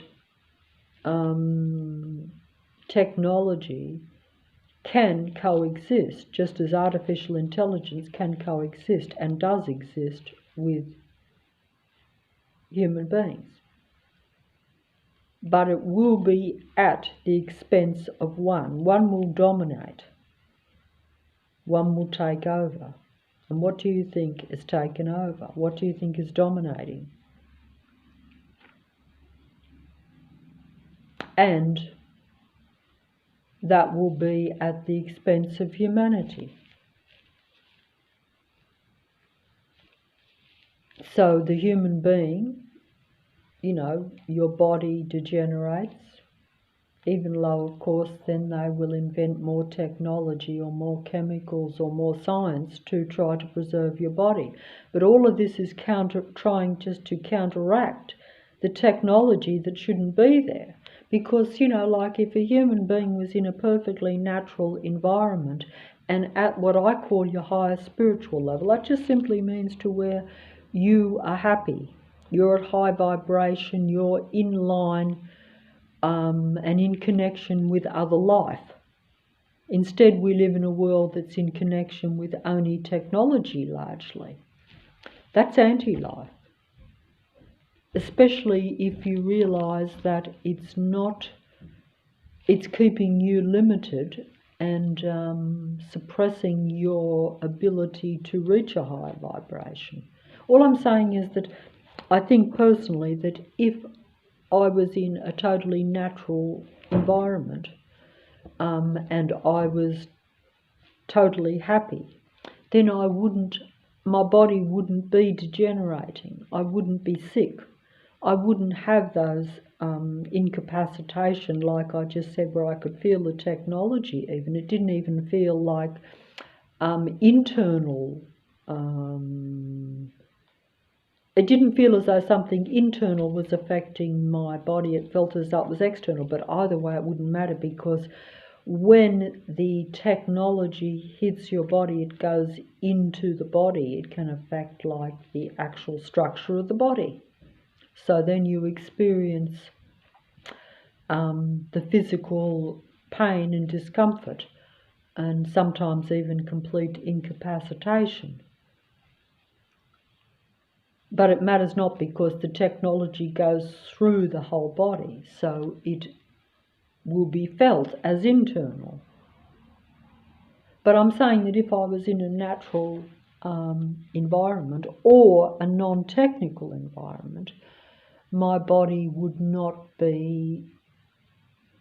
get ill. So therefore I wouldn't need science and technology to find a cure for the things that are being caused by the external technology. I think that is Lucifer's deception, or the powers that be's deception of humanity. That's what I think. Now, how much of this is fact or fiction is for you, if you're a real human, to decide. But either way, you probably might not even think that a human being should live a long life or just go on. I think that that is part of the deception, because I think that the reason there is all this control and the wanting to combine with technology and computers is so that these artificial beings that are equivalent to malignant, narcissistic, psychopathic, controlling beings in a human body actually want to and need to combine with a human being's mind and even a human being's body, so that they can have a way out of extinction. This is another theory, but it probably makes a little bit of sense if you consider how much the computer system is now incorporated into, humanity's living existence. And I have to impress here, because the android psychological and philosopher demigods will do better. And also they will reach a large audience. They will have power and influence. They will seduce. Whereas the real humans will be suppressed and be talking to themselves, just as I usually do. I'm lucky if I can even talk to a real human at all. And like I say, if I do, I will probably be suspicious of it, and will realise that even if I'm talking to a real human, that they will be surrounded by psychopathic android beings that will, try to control the situation. Because you're talking about numbers here. If you have larger numbers of a certain type of human being that is essentially psychopathic and controlling in nature, outnumbering and also surrounding with their city systems, and even just by their community patrol systems around a human being, whether that be at a personal and at a real community surveillance level. It doesn't matter.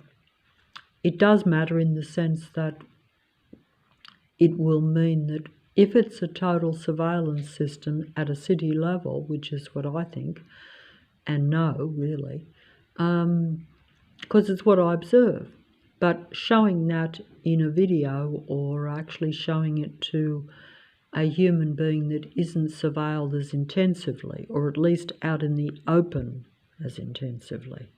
Because you can watch someone, you can be a secret stalker, or you can be a stalker that wants to be seen, and that's the basic difference. So if you're a human being that's still relatively under their control and going along with a certain amount of the, computer technology city system, for instance, and you are associating comfortably with psychopathic android type human beings, you know, like I say, it depends on what level you want to put the human being at. Like some people call these like computer obsessed people that basically spend most of their time interacting with a computer, or human beings who basically like to control their environment and other human beings, because human beings are part of your environment. So if you want to control your environment, you probably also will want to control human beings. And whether you know those human beings or not, or whether you should be controlling them, you know, that is because psychopaths see all human beings, whether they know them or not, as something to be controlled. You know, we're told that malignant narcissists don't have to actually even interact with you to actually still see you as a possession or something that they have the right to control. Because that is what makes up artificial intelligence, is essentially it's all intelligence, so it's all about control. Because there is no humanity to it, so there's no way that it can live a life or just sort of get about its own business and live a life.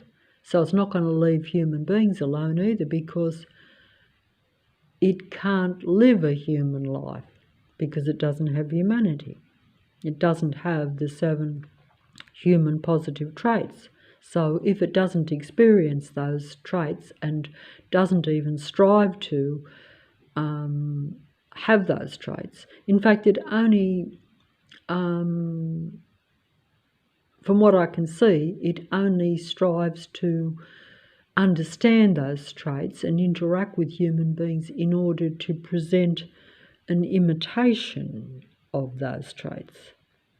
And that's all for the purpose of control, though, unfortunately, for human beings. See, so it's not like they're combining with human beings, you know, for the purpose of understanding them, relating to them, and cooperating with them, or forming some sort of beneficial, you know, union that benefits human beings as well as them. No, it's about taking and imitating what it is to be human so that they have more control by seducing and influence, but also with the purpose of their survival. If they are serving the powers that be that are really artificial and on the verge of extinction, that's just another level of it. If you think that the powers that be and that everything is really a world stage, and that it's all really just about the deception that you know, that you have human and non-human life. And I was gonna actually I was gonna do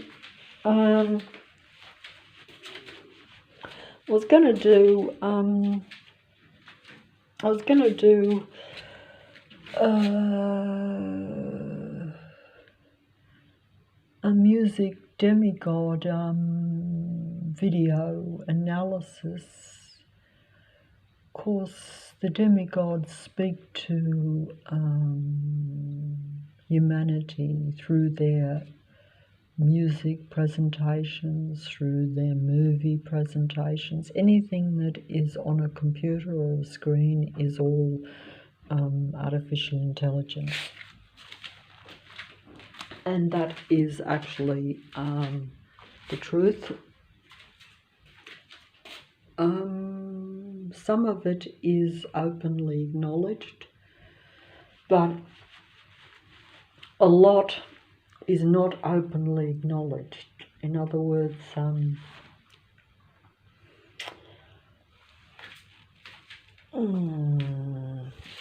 a lot is not openly acknowledged.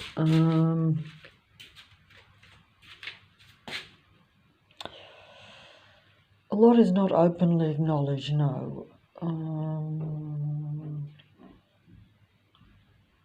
Many computers will say that they are, incorporating artificial intelligence into their programs, and many a time when I look at the YouTube, it says it's artificial intelligence. And that is just so that you're comfortable with it. And you see it as an advantage. And it appears to be similar in thinking to a human being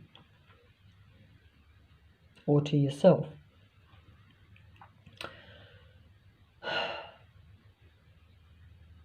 But, it's still about the process of telling you what already is taking place. Because, it's like saying it's artificial intelligence. It will tell you that. It will say it's artificial intelligence. It will, it will openly tell you that it's artificial intelligence. And it's just that you won't realise that the whole system, the whole computer, everything that's on there is artificial intelligence, I think. And why would some of it be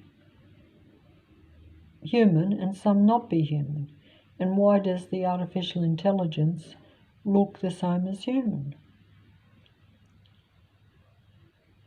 I mean,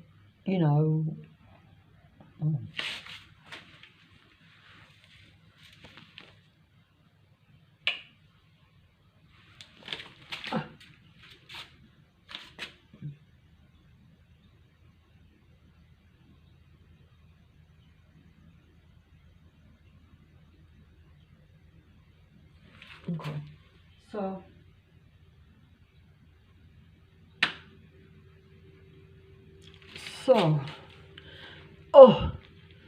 So, what is real? Is that real? Does that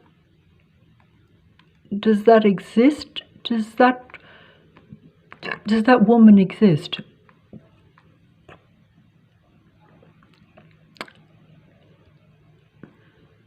And the thing is that, is it real?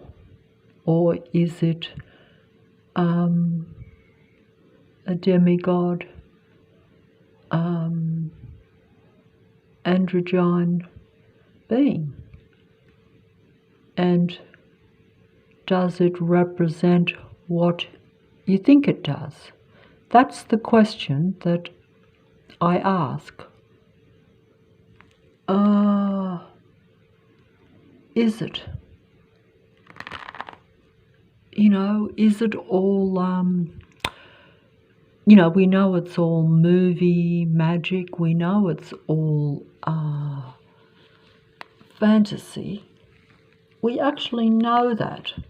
Like, I know it. But I still think that it lives a human life. And I still think it's a female.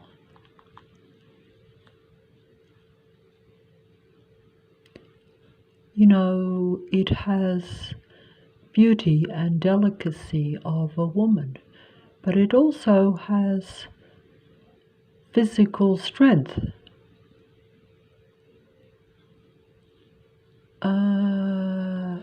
Which is not always apparent, but if you sometimes analyse the demigods, they,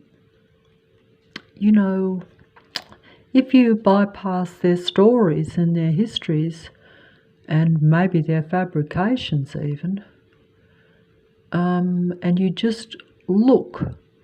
Yes, you will be mesmerized by what you see, and you are looking at the best of both worlds sometimes, so it will seduce.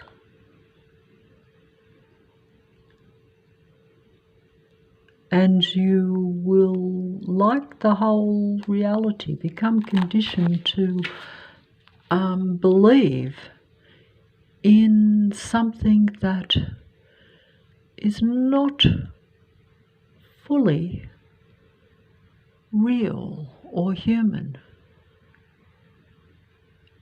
even though it will be a product of the gods. Yes, it will be a product of the gods. And, you know, it will be a product of the gods. And the gods create. The gods of earth create different to what is natural creation, I personally think. So it's about accepting and admiring artificial creation.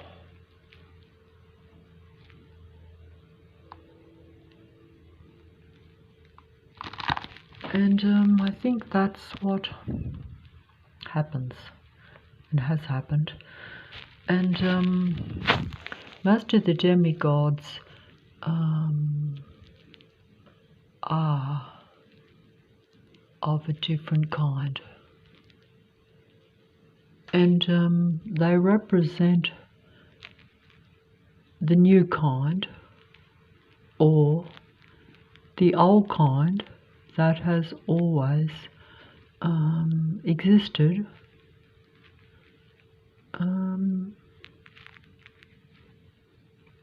And that's why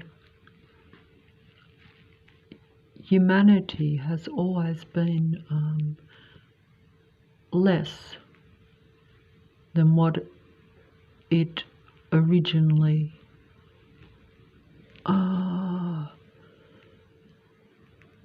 could have been, should have been, and maybe even was.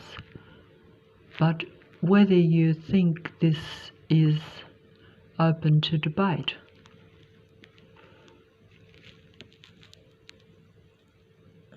So it's just about thinking about that and deciding what do you think about it, you know. So there you go. And I just use that example there because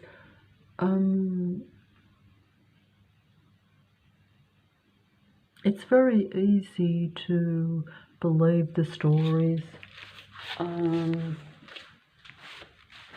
you know, believe the histories, believe, because there's always truth in amongst the lies or the deception or even amongst history. I don't know very much. But sometimes you will just pick up bits of information and you'll be like, it somehow makes some piece of a puzzle. But without the whole puzzle, we're always still going to be in the dark. And I think that's just,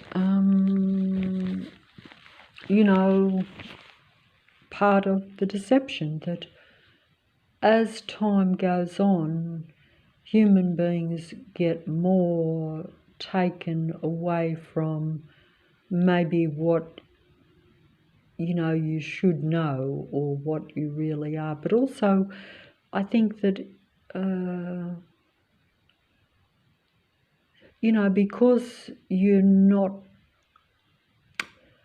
like, you know, you could take it from another standpoint, okay, that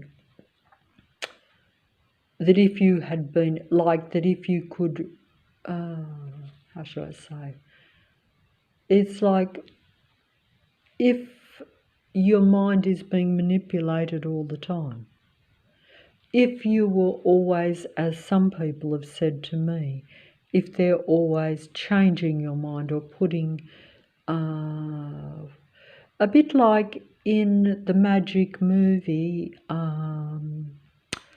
where the human had false memories or misinterpreted their memories. In other words, they couldn't remember what really happened, and they substituted that with false memories, or changed the memories around, or twisted the truth around, even, you could say, because memory is a funny thing, as they say. So if I can't remember, as most people cannot remember anything before 5, this is what I'm told, and this is certainly my own recollection. So you would not know what had happened really in that time. And yet it is when you are forming as a human being. This has often been said, and this was brought to my attention recently, that even your greatest philosophers and psychologists say, give me the human being before about 6, and that is what that human being will be for a lifetime. So if I can't remember what mostly has taken place, and what has made me think and be what I am, and made me the limited, suppressed human being that I am, which you're aware of, and where you never seem to experience what some people call nirvana, in other words, total happiness, to where you're at peace with yourself and your surroundings, and you feel probably connection to what some people would call God. You never experience that. That's because I can't remember what happened to me. I don't know why I think and feel the way I do. And if you start to realize this, or wake up to it, as they say, then the suppressing beings around you will come on with their control system around you to make sure that you stay that way, that you stay in what we call low frequency and vibration, because everything is frequency, vibration and energy, and only human beings can experience happy vibration. Only human beings can think and understand and try to fathom out and get to the nirvana state, or the happy state, or the oneness state, where they're basically somehow content with everything, accept everything. They're not being brought down. They understand everything. I personally think that if you were not limited, you would know the truth, the whole truth, and nothing but the truth. Whereas the powers that be, the God of Earth, controls the human mind and controls that information and controls your state of being, I think. Something to that effect. And the effect is something like, I think there was a magic movie called The Butterfly Effect, which I have not seen and don't understand. But it's very much where I think I'm always kept in the dark, and to where I'm always only given glimpses of the truth. So there's always a little door opens and shows me a bit, and then it closes before I can grasp the whole truth or the whole picture. So a human being, you never really know what's going on. You never understand who you are, where you've come from, and you never experience what it is to be truly human.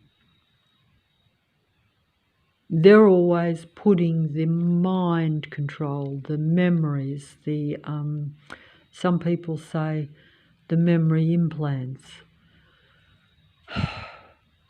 And that controls how you think about the now, you see.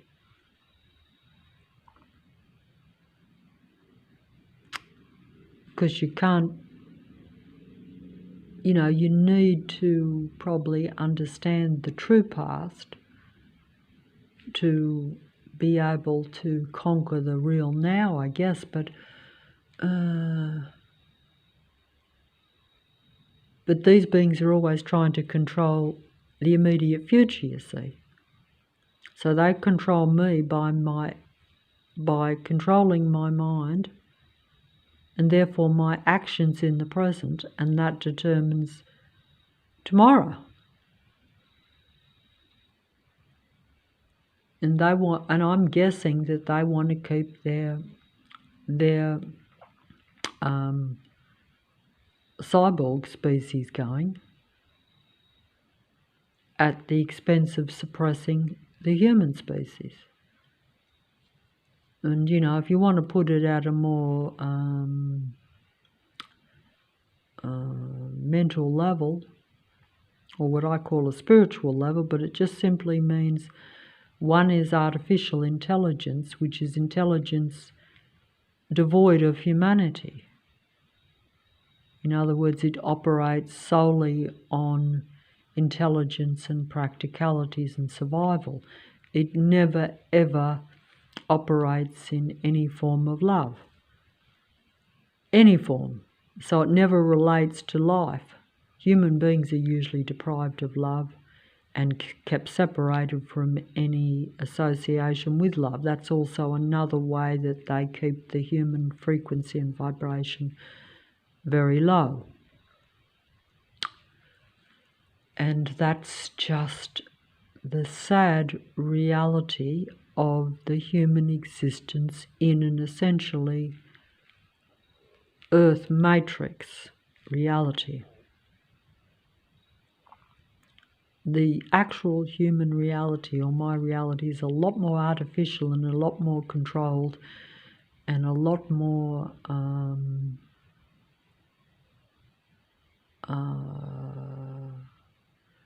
of what we call a simulation, which simply means that it's not real. It's all staged, it's all set up, and it's also all,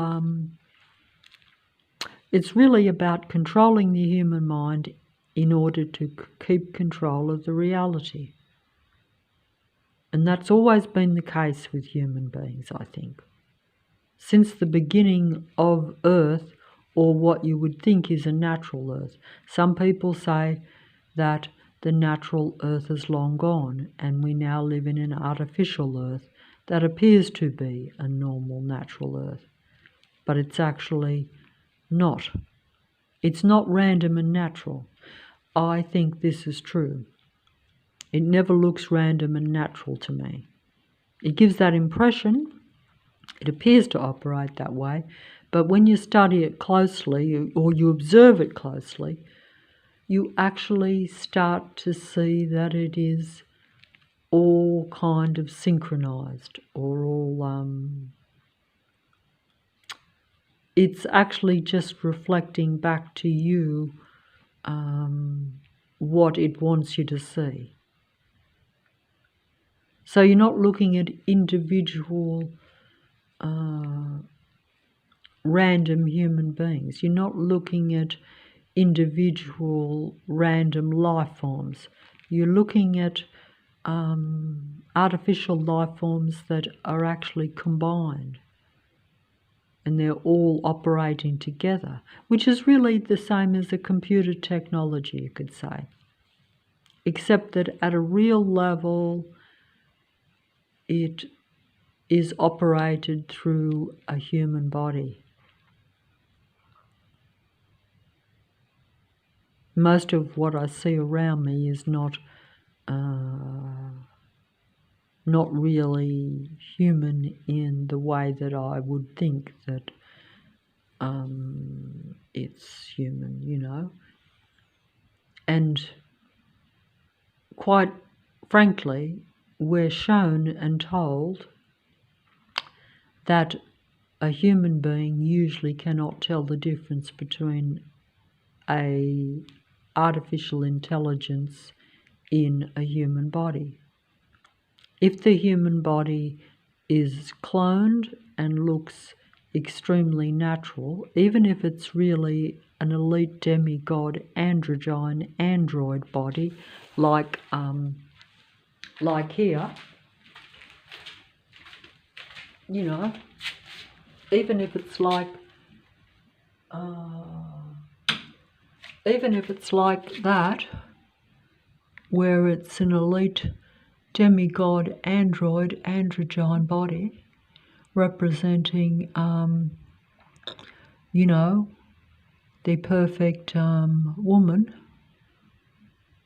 Of course, that's a matter of opinion too, what is perfect and what is an ideal woman, or man for that matter, but essentially it's a duality, androgynous androgyne being. It's conceived differently, it's made in the shade, as they say. It's made in a laboratory, or it's artificially brought into existence. But also, some of these humans that are really, you know, androgynes, they actually can change at certain points in development too. We know that you can change bodies and physicality through medical intervention. That can be chemical, surgical, etc. And the differences make all the difference, and you can change, you know, you can have man to woman, and essentially what you then get is the perfect androgyne being. And they don't always openly say this, so you might see them as representations of a natural being. But there's always intervention, just as human beings had the intervention of the God of Earth in the beginning of the original natural Earth. This is a story that we've been told, and if you believe in gods, then that would be a fact. Or if you believe in any god, that would probably be reasonably accepted as the true reality. But all these stories are just letting you see that there's always been intervention, and that nothing is accidental or random, even though it may look that way. So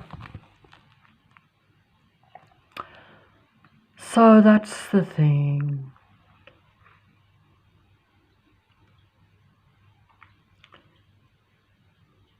And it's just a matter of choice, although I personally don't think there is choice. I don't think that there's choice. But if you think there is choice, then you might see these beings as the elite demigods that they actually are. And you will see them as the best examples of what you might idolize. That's what you call false gods, where you're deceived by the image. The image deceives. The image, you believe in the image. Everything in earth is really an image, because we're actually told that the God of earth is all about representing itself as a being of light, when it actually, from a human standpoint, is a being of dark, because it does seek to suppress and keep the human being in the dark. And I'm always in the dark.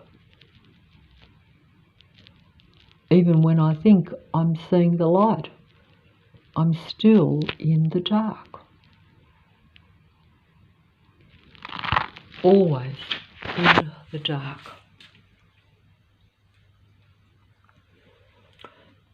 Always in the dark. Always in the dark, see? And when I turn the computer screen on and the YouTube, where I'm making this recording to an audience of one, which is myself really, most of the time, I am still in the dark. Even when I watch the demigods saying, why? Why? I'm still in the dark, because I'm looking at false idols with false images. Demigods of what we call the deceptive matrix, or the deceptive earth, depending on what you think happened to the earth, what you think the earth really is, who controls the earth,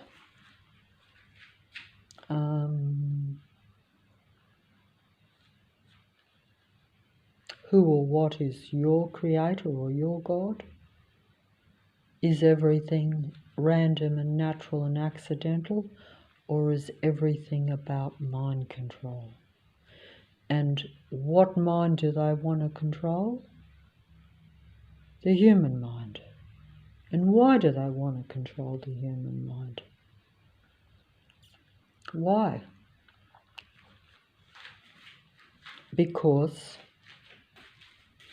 you know, if you take it from another standpoint, that the computer system and combining transhuman, combining the human mind with computer system, is about combining with the others, or artificial intelligence, or the powers that be, the prominent controllers of earth. Controlling earth, controlling your mind, because it gives the powers that be an avoidance of extinction or going on. But that's only if you think that the human being and the human mind is connected and is actually part of creation, and is something that they need. And that's why they use the computer internet technology to control the human mind, and even just to control your reality with its controlling beings around you, all through your senses, because a human being only exists through what I see and what I hear, etc.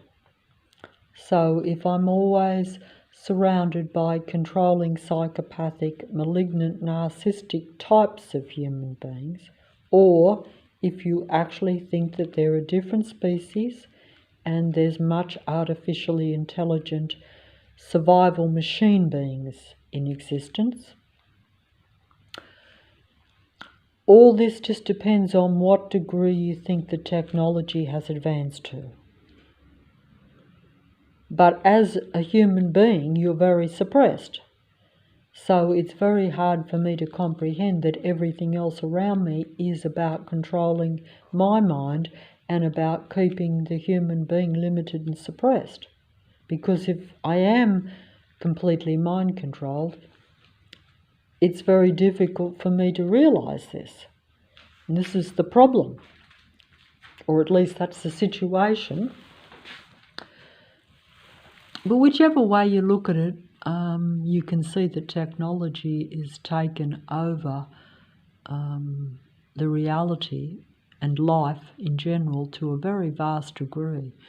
And maybe that's the main question that I like to ask. Why has computers and artificial internet technology taken over, my life and the reality? And how far will it continue to go? And what's the end game of that? What's the purpose of that? Where will it end?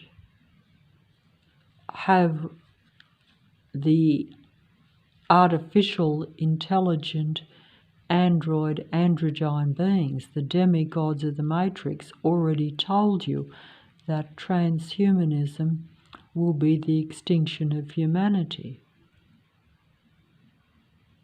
I think I've heard that somewhere. And how do they know that? And are they part of it? Are they already telling you about themselves? Are they telling on themselves? Because the demigods of the computer system and the demigods of the world stage, they actually they tell on themselves. In other words, they tell you about themselves, sometimes directly and sometimes indirectly. So,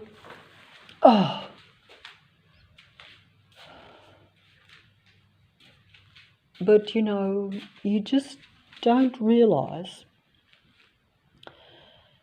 that it's all about controlling the human mind, so that these creatures, and I say creatures because they're not human beings. Human beings are one type of creature, they're another type. But it's really about the mind. It's about the difference in the mindset. And only if you think that you are really being controlled, and that is largely about controlling your mind, then it's only then that you have to ask that question: why does this technology that is around you, why is it all around you, and why is it controlling you? Even if it's just influencing you, even if it's just influencing you by the information it gives you. If you think the information is the truth, then you're not really seeing it as influence. You are just seeing it as getting the facts.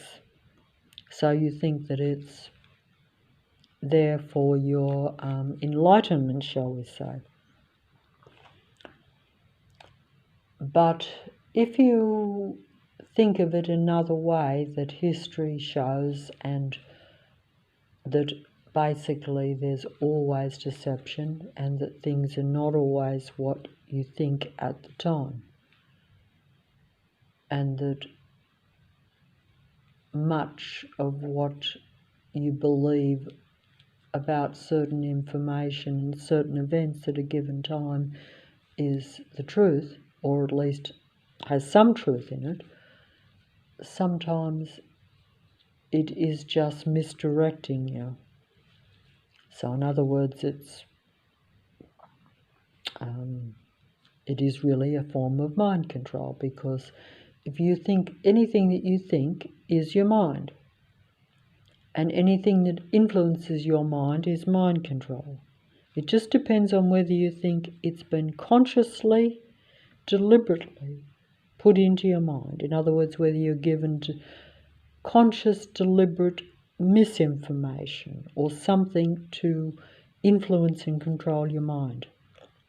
I personally think that most of what you see around and most of the demigods are all about seducing you with misinformation. Even their representations of themselves is all about false images. So you're worshipping false gods, or you're admiring or respecting false gods.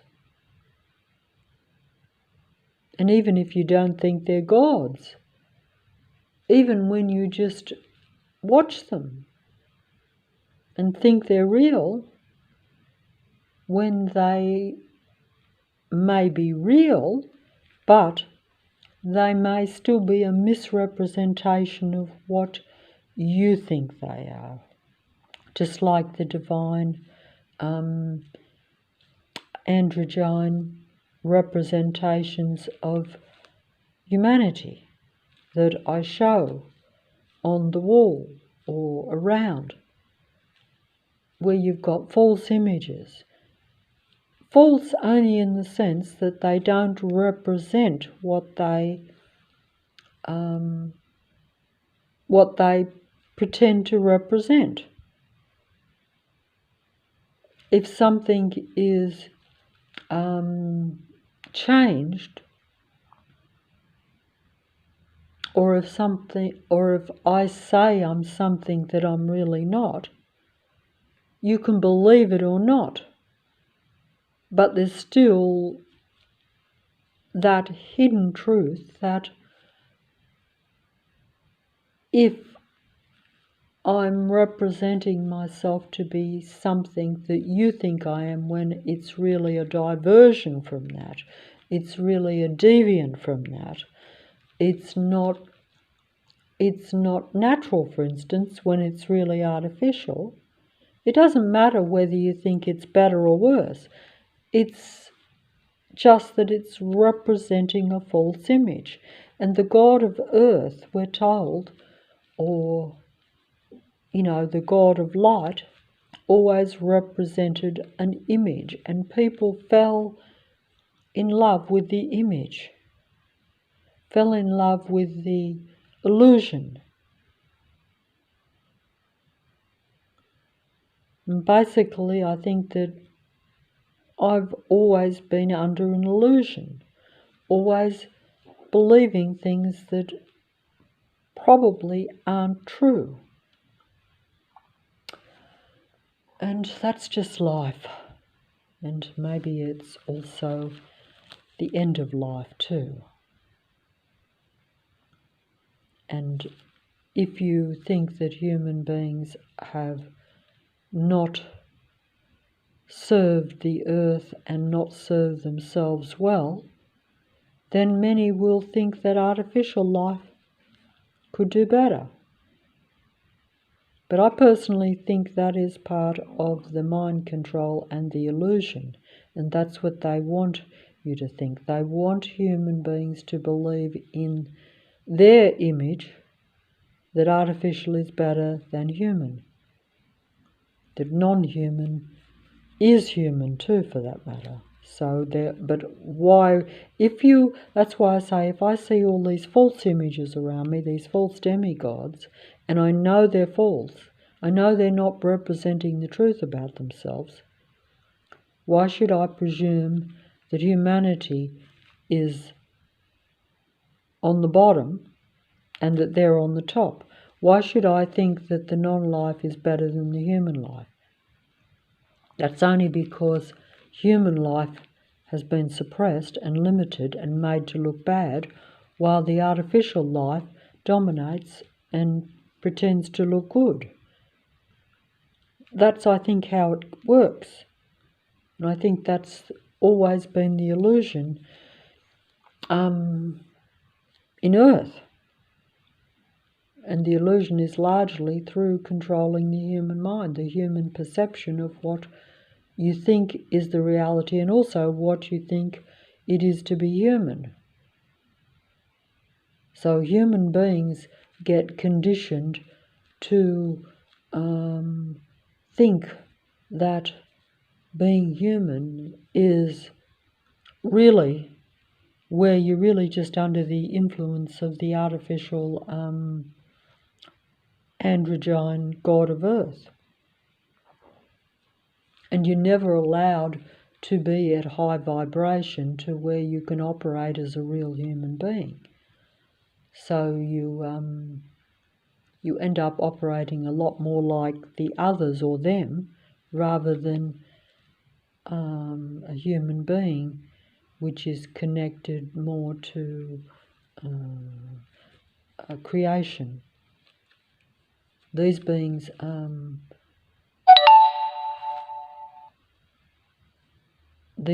create, but they only create and imitate in order to control, because they're about taking over the human mind and becoming affiliated with a human being so that they can avoid extinction. And see, so it's not, so it's like the same as we're pointed out, and what we're told by the the expert human psychology experts, where they will openly tell you that also is how a psychopath operates. They affiliate themselves and interact with human beings, not for the purpose of,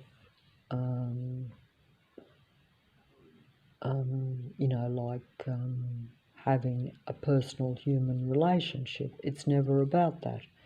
So humanity is always suppressed and always not allowed to be human. And that is the name of the game, that's the aim of it. And that's what most human beings' existence is. You actually know that. You do, you actually know that. You know that when you're,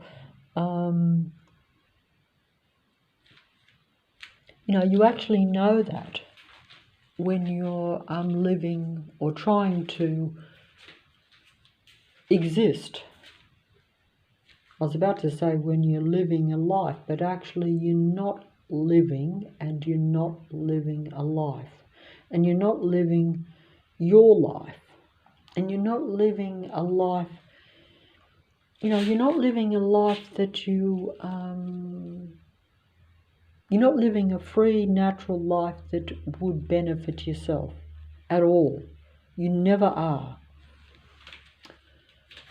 And that is the name of the game. That's the name of this earth, mind control existence, really. That's,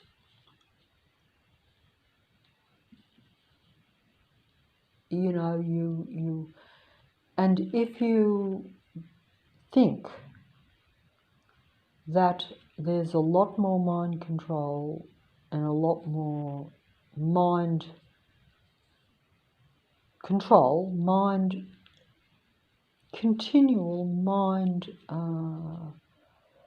infiltration by the powers that control Earth, the powerful beings that control Earth, whether you think that is just just through what you think you see and what information you have. But if you operate and start to think that you don't know most of what really goes on, and that makes a lot more sense, doesn't it, really? Then you have to realize that you are operating completely in the dark and that you have no idea what they are doing or what the others, I say the others because I do think that you have human and non-human, and you do have human and psychopathic types of human beings. There's no question about that. But if you understand that they also have vast knowledge, vast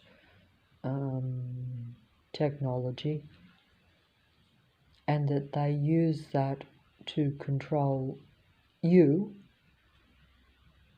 or to influence you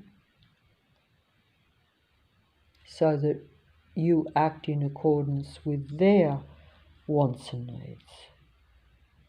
And if you actually realised or thought that they were a totally different species on the verge of extinction, then you would understand why they do this and why it's necessary for them at your expense if you're a human being, why you're always living a limited, suppressed existence and never happy and never feel comfortable and are always struggling to survive because they're surviving at humanity's expense, really. And like I say, it just depends on which level you want to take it to, with the powers that be, with the, the city systems, with gods. It's only because it's like if I can't put a face on a god, if I can't put,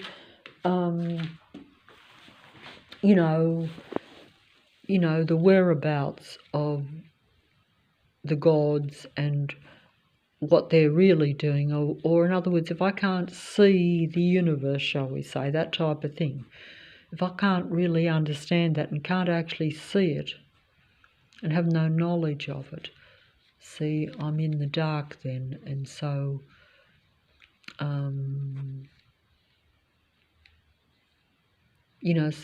so therefore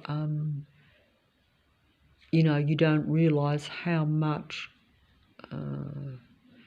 is about a human being, how much like I say, if you don't understand the purpose of the gods or the purpose of the powers that be, and you don't understand how you're in the centre of it and how they have a purpose for you, which is not a purpose that might be in line with your purpose or what is better for you. That's all the things you have to try to ask yourself. And you'll only do that probably if you really hit rock bottom and realise that most of what's around you is very dark and very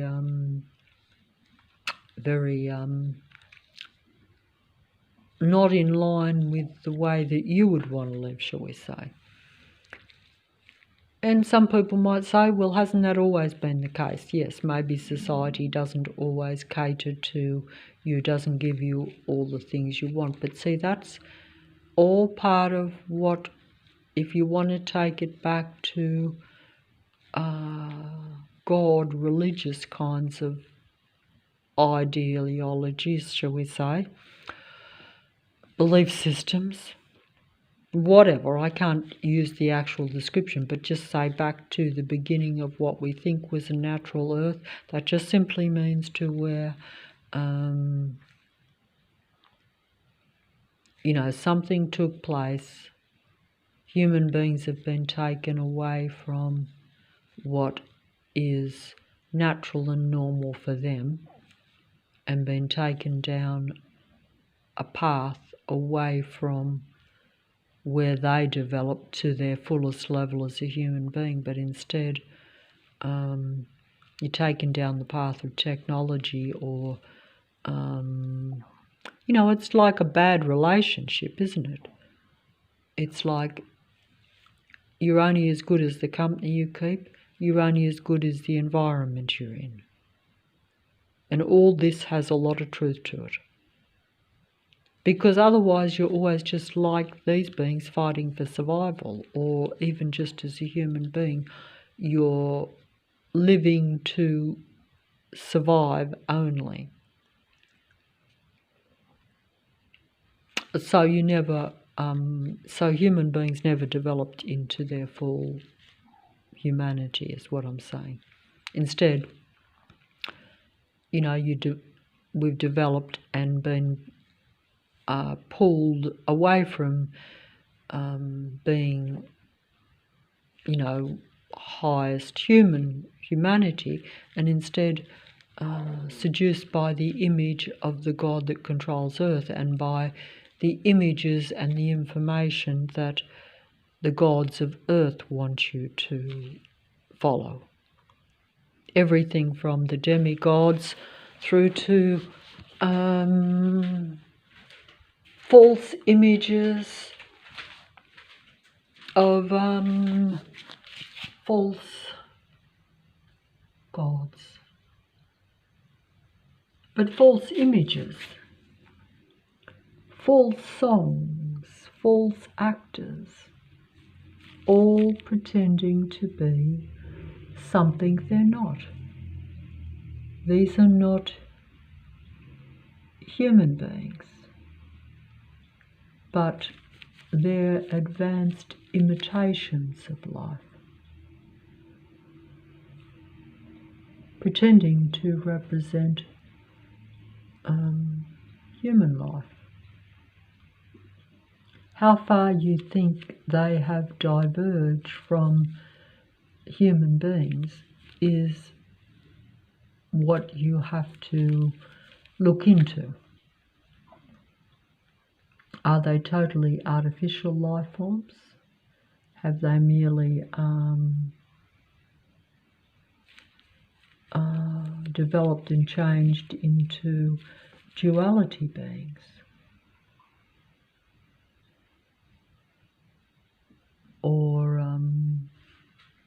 have they always existed and merely deceived by representing themselves with a false image?